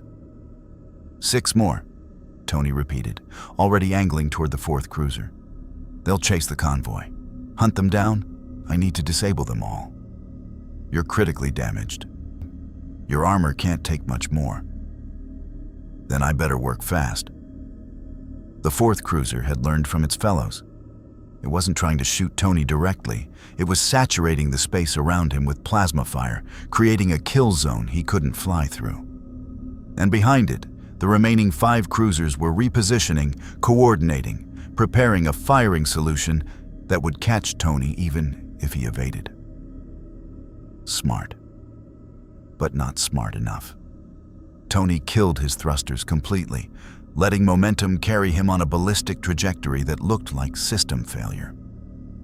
The Covenant held fire for 2 seconds, probably confirming the kill, and that was all the opening Tony needed. He reignited thrusters at full burn, changed vectors 90 degrees, and came at the 4th cruiser from an unexpected angle. His remaining repulsor fired in sustained burst mode, draining power at catastrophic rates, but delivering overwhelming force. The beam carved through the cruiser's lateral engines, and the massive ship began a slow tumble, unable to maneuver or maintain formation. 4 down, 5 to go. But Tony's power coupling was failing. He could feel it in the way his system stuttered, in the heat building in his chest plate, in the warnings his HUD kept painting. The armor was designed for 3 gigajoules. He'd been channeling 20 for nearly 6 minutes. Metal fatigue, thermal stress, electromagnetic interference. Everything was degrading simultaneously. Coupling stability at 62%. Chen transmitted from the Grafton. Mr. Stark, you need to disengage. If the coupling fails while you're still connected to the ship's power grid. I know the risks. Tony cut him off. 5 more ships. I can make 5 more. The 5th cruiser opened fire with its main plasma lance. The kind of weapon designed to glass planets, now aimed at one man. Tony saw it coming, tried to evade, but his damaged thrusters couldn't generate enough lateral thrust. The plasma lance caught him. Not directly, that would have vaporized him instantly. But close enough that the thermal bloom overwhelmed his shields and cooked his armor. Tony screamed as heat penetrated the suit, as his skin blistered, as the arc reactor in his chest nearly failed from the thermal stress. But the reactor held. It always held. That was the point. Tony fired back through the dissipating plasma, his repulsor beam tracking back along the lance's trajectory to its source. The beam hit the cruiser's main weapon assembly and detonated the plasma containment. and the explosion tore through the ship's superstructure, breaking its spine, leaving it tumbling and powerless. 5 down, 4 to go. "Stark!" Kat's voice, urgent and afraid. "Your biosigns are critical. Heart rate erratic, core temperature dangerously elevated. You need medical attention." "After," Tony said, the word coming out slurred. "Definitely concussed, possibly worse. 4 more." "The convoy is jumping," Captain Dex announced. "Slip space ruptures detected. They're away. Mission accomplished, Stark. Stand down." Tony watched through his flickering HUD as the civilian transports tore holes in reality and vanished into slip space. 15,000 people saved. Alive because he'd been crazy enough to try. But 4 Covenant cruisers remained. 4 ships that could follow the convoy's trajectory, calculate their destination, to hunt them down in whatever system they'd fled to, unless someone stopped them here. "Negative," Tony said, angling toward the 6th cruiser. His thrusters were stuttering now, barely maintaining thrust. His remaining repulsor was at maybe 40% power. His armor was more hull than plate. But the power coupling still held, still channeled energy from the Grafton's reactors, and that meant he could still fight. "Stark, this is Captain Dex. I'm ordering you to return to the Grafton. The mission is complete." "The mission is complete when those cruisers can't follow," Tony replied. "I'm seeing this through." He fired at the 6th cruiser, his weakened repulsor barely scratching its shields. The ship didn't even bother evading, just absorbed the hit and returned fire with casual contempt. Tony's shields failed completely. The plasma bolt hit his armor directly, and he felt something critical break inside the suit. Maybe inside him. Blood filled his helmet, and his HUD went completely dark. He was blind, flying on instruments alone, his armor falling apart around him, and he still had 4 ships to stop. "Jarvis," Tony whispered to the ghost of his AI, "I could really use your help right now." No response. There was never a response. Jarvis was in another universe, another reality, forever beyond reach. Tony was alone, but alone had never stopped him before. He closed his eyes, relying on memory and instinct, and fired everything he had at where the 6th cruiser should be. His repulsor, his remaining micro-missiles, even the emergency flares meant for distraction. Everything, something hit, and he heard secondary explosions through his armor's damaged audio pickups. When his backup HUD systems finally rebooted, he saw the 6th cruiser was venting atmosphere, engines dead, crew compartments breached. 6 down, 3 to go. "Stark, you're done," Noble 6 said, and his voice carried an edge Tony had never heard before. "You've proved your point. You've saved 15,000 people. Don't throw your life away on pride." "Not pride," Tony said, forcing his damaged armor toward the 7th cruiser. "Responsibility. I have the power to stop them, so I stopped them." The 7th and 8th cruisers had repositioned, flanking the 9th, creating a crossfire that Tony couldn't evade in his current state. They fired simultaneously, plasma lances from 3 directions, impossible to dodge. Then Tony channeled every erg of remaining power into his shields, forming a protective sphere that probably violated several laws of physics. The plasma lances hit. Tony's shields held for exactly 1.3 seconds. Then they collapsed, and the plasma hit his armor directly. The impact shattered his chest plate, exposed the arc reactor, nearly dislodged it from its housing. Only the magnetic field around the shrapnel in his heart kept the reactor connected, kept Tony alive. But his armor was destroyed. Systems failing across the board. Power coupling finally severing, unable to maintain connection through the damaged architecture. He was back to his chest reactor's output, 3 gigajoules, a whisper compared to what he'd been wielding. 3 Covenant cruisers remained, and Tony Stark was out of miracles. "I'm sorry," Tony transmitted to Noble Team, to the Grafton's crew, to everyone he'd failed. "I can't." "Yes, you can," Kat interrupted. Engineer Kat, brilliant and determined. "Tony, listen. Your chest reactor is exposed. If you overload it, let the magnetic containment fail in a controlled cascade, it'll detonate." Tony finished, understanding. "Turn myself into a bomb." "A bomb with the yield of a tactical nuke," Kat confirmed. "Positioned between those 3 cruisers, you'd cripple all of them. And I'd be vaporized." "Yes." Tony looked at the arc reactor glowing in his shattered chest plate. Looked at the 3 Covenant cruisers preparing another firing solution. Looked at the place in space where 15,000 people had escaped to safety because he'd been insane enough to fight. He thought about New York, about holding the line when no one else could. Thought about Sokovia, about making the sacrifice play. Thought about facing Thanos, about doing whatever it took to save people. He thought about Pepper and Earth and a universe he'd never see again. "There's always a choice," Tony said quietly, echoing words Steve Rogers had once said.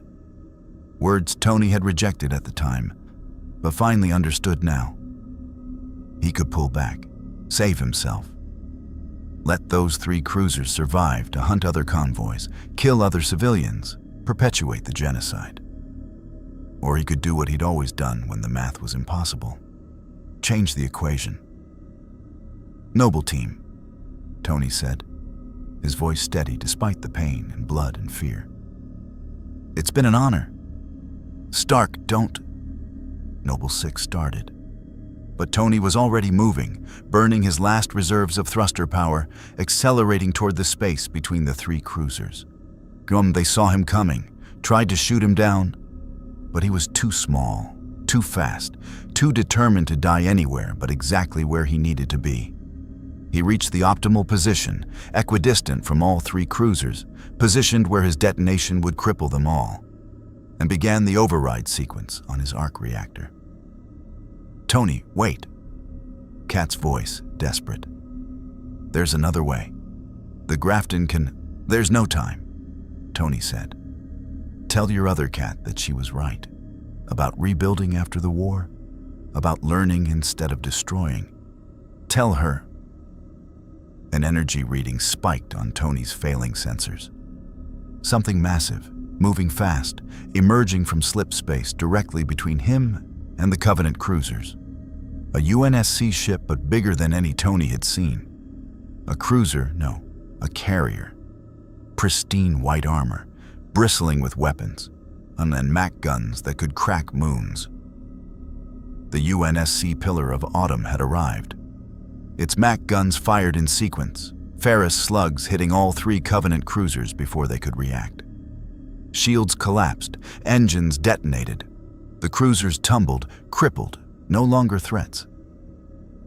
"Unidentified friendly," a calm AI voice transmitted directly to Tony's suit. "You appear to be in distress.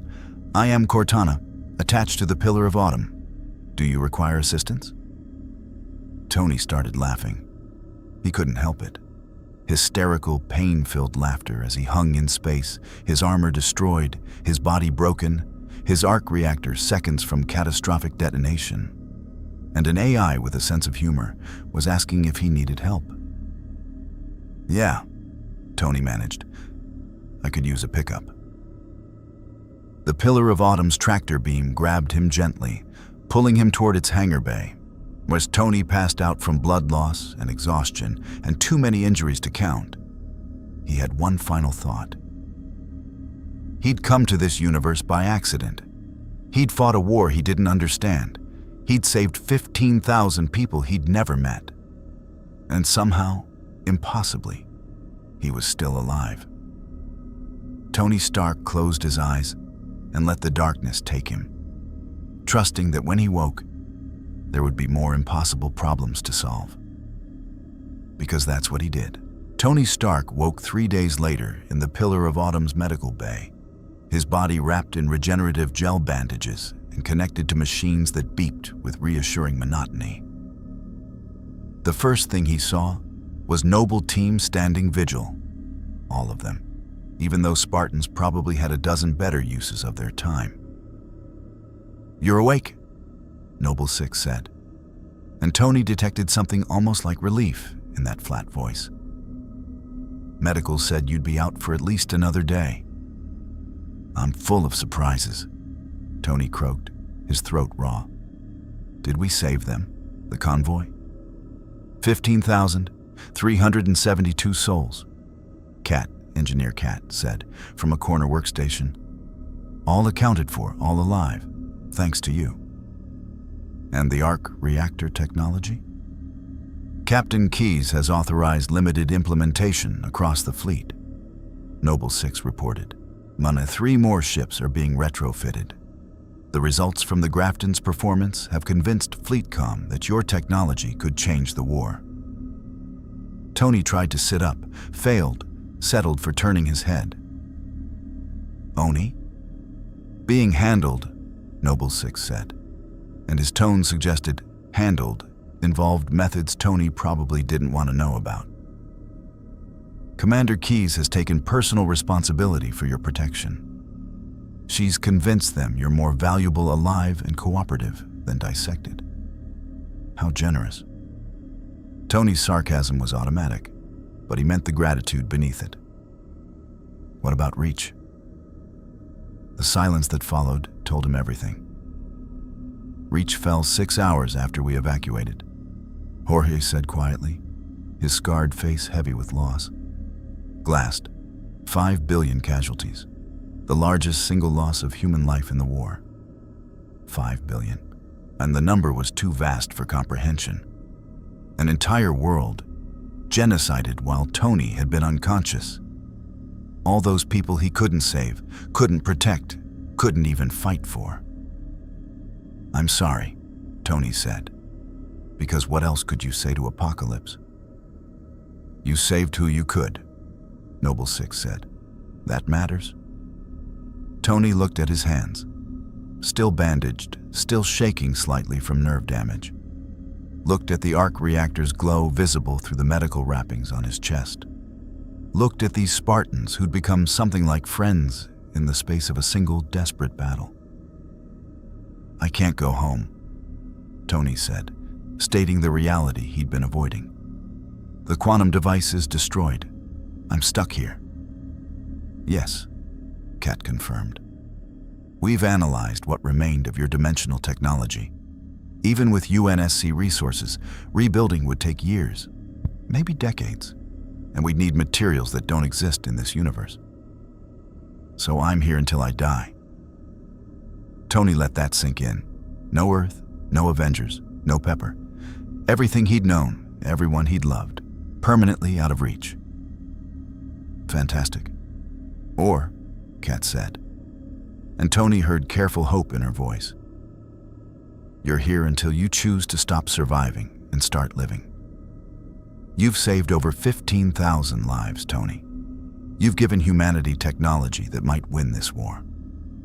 You've proven that one person with knowledge and courage can change everything. That matters. That's a life worth living." Tony closed his eyes, feeling the weight of dimensional displacement, of permanent exile, of responsibility he'd never asked for. He thought about Pepper and wondered if she was looking for him in that other universe. Thought about the Avengers, and hoped they were okay without him. Thought about Earth and prayed it would survive whatever came next. Then he thought about 15,000 people who were alive because he'd fought. Thought about Noble Team, warriors shaped by war but still human underneath. Thought about Engineer Cat, brilliant and desperate to learn, representing a future beyond genocide. Thought about this universe, broken and bleeding, but still fighting. "All right," Tony said, opening his eyes. "I'm stuck in the Halo universe. fighting a genocidal alien empire with technology held together by genius and spite. I've had worse Tuesdays. Noble 6 actually smiled. What's your first priority? Fix my armor, build better reactors, train your engineers so they understand the technology. And then, Tony's mind was already racing with possibilities, with solutions, with the kind of innovative thinking that had made him Iron Man. Then we start pushing back. No more retreating, no more accepting losses. We take the fight to the Covenant with technology they've never seen. One man can't win a war, Jorge said gently. Maybe not, Tony agreed. But one man with the right technology can give humanity a fighting chance. And a fighting chance is all I've ever needed. Kat pulled up holographic schematics. Tony's arc reactor designs, integrated with UNSC systems, being implemented across the fleet. I've been working on scaling your technology. With your permission, I want to establish a research division. Fast-track development, train specialists, push innovation. You'd run it, Tony asked. If you'd teach me. Tony looked at her. This brilliant woman who could have been his equal in another life, who was determined to turn weapons of war into tools of survival. Deal, but on one condition. We don't just build weapons, we build futures. Medical technology, power systems for colonies, sustainable infrastructure. This war will end eventually. When it does, humanity needs to be ready to rebuild. Agreed, Kat said, and Tony saw in her eyes the same drive that had motivated him after Afghanistan. The need to create instead of destroy, to build instead of merely survive. The medical bay doors opened, and Captain Keyes entered with a woman Tony didn't recognize, civilian clothes, but moving with military precision. Her eyes were calculating, assessing, seeing Tony as puzzle to solve. Mr. Stark, Keyes said. This is Dr. Catherine Halsey. She's the UNSC's leading AI specialist and the creator of the Spartan programs. She wants to discuss your artificial intelligence architecture. Halsey stepped forward, and Tony recognized the look in her eyes. He'd seen it in mirrors after Afghanistan, after New York, after every moment when genius collided with moral compromise. Mr. Stark, your AI technology doesn't suffer from rampancy. I need to understand how. Millions of lives depend on stable AI systems. And you're the person who kidnapped children for the Spartan program, Tony said flatly. Forgive me if I'm not eager to share technology with someone who commits war crimes. I did what was necessary to save humanity, Halsey replied without shame. Just as you did when you fought 9 Covenant cruisers alone. We're not so different, Mr. Stark. We're very different, Tony said. I make weapons, Mush, you made slaves. The tension in the medical bay was palpable. Noble teams shifted uncomfortably, their loyalty divided between their creator and this dimensional refugee who'd saved thousands. Dr. Halsey, Kat said carefully, perhaps this discussion could wait until Mr. Stark has recovered. Time is a luxury we don't have, Halsey countered. Every day without stable AI costs lives. What you need, Tony interrupted, is to understand that I'm not your resource to exploit.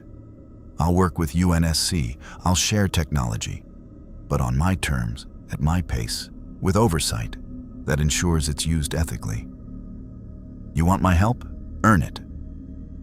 Halsey studied him with those calculating eyes, then nodded once. Acceptable. We'll speak again when you've recovered. She left without further comment, and Tony felt like he'd just survived another kind of combat. She won't give up, Noble 6 warned. Halsey doesn't accept defeat. Neither do I, Tony said. And I've got something she doesn't. I've already faced my demons. I know what happens when you compromise ethics for efficiency. I won't repeat those mistakes." Captain Keyes stepped forward, her expression softer than before. "Mr. Stark, I owe you an apology. I tried to control you, to treat your technology as military asset.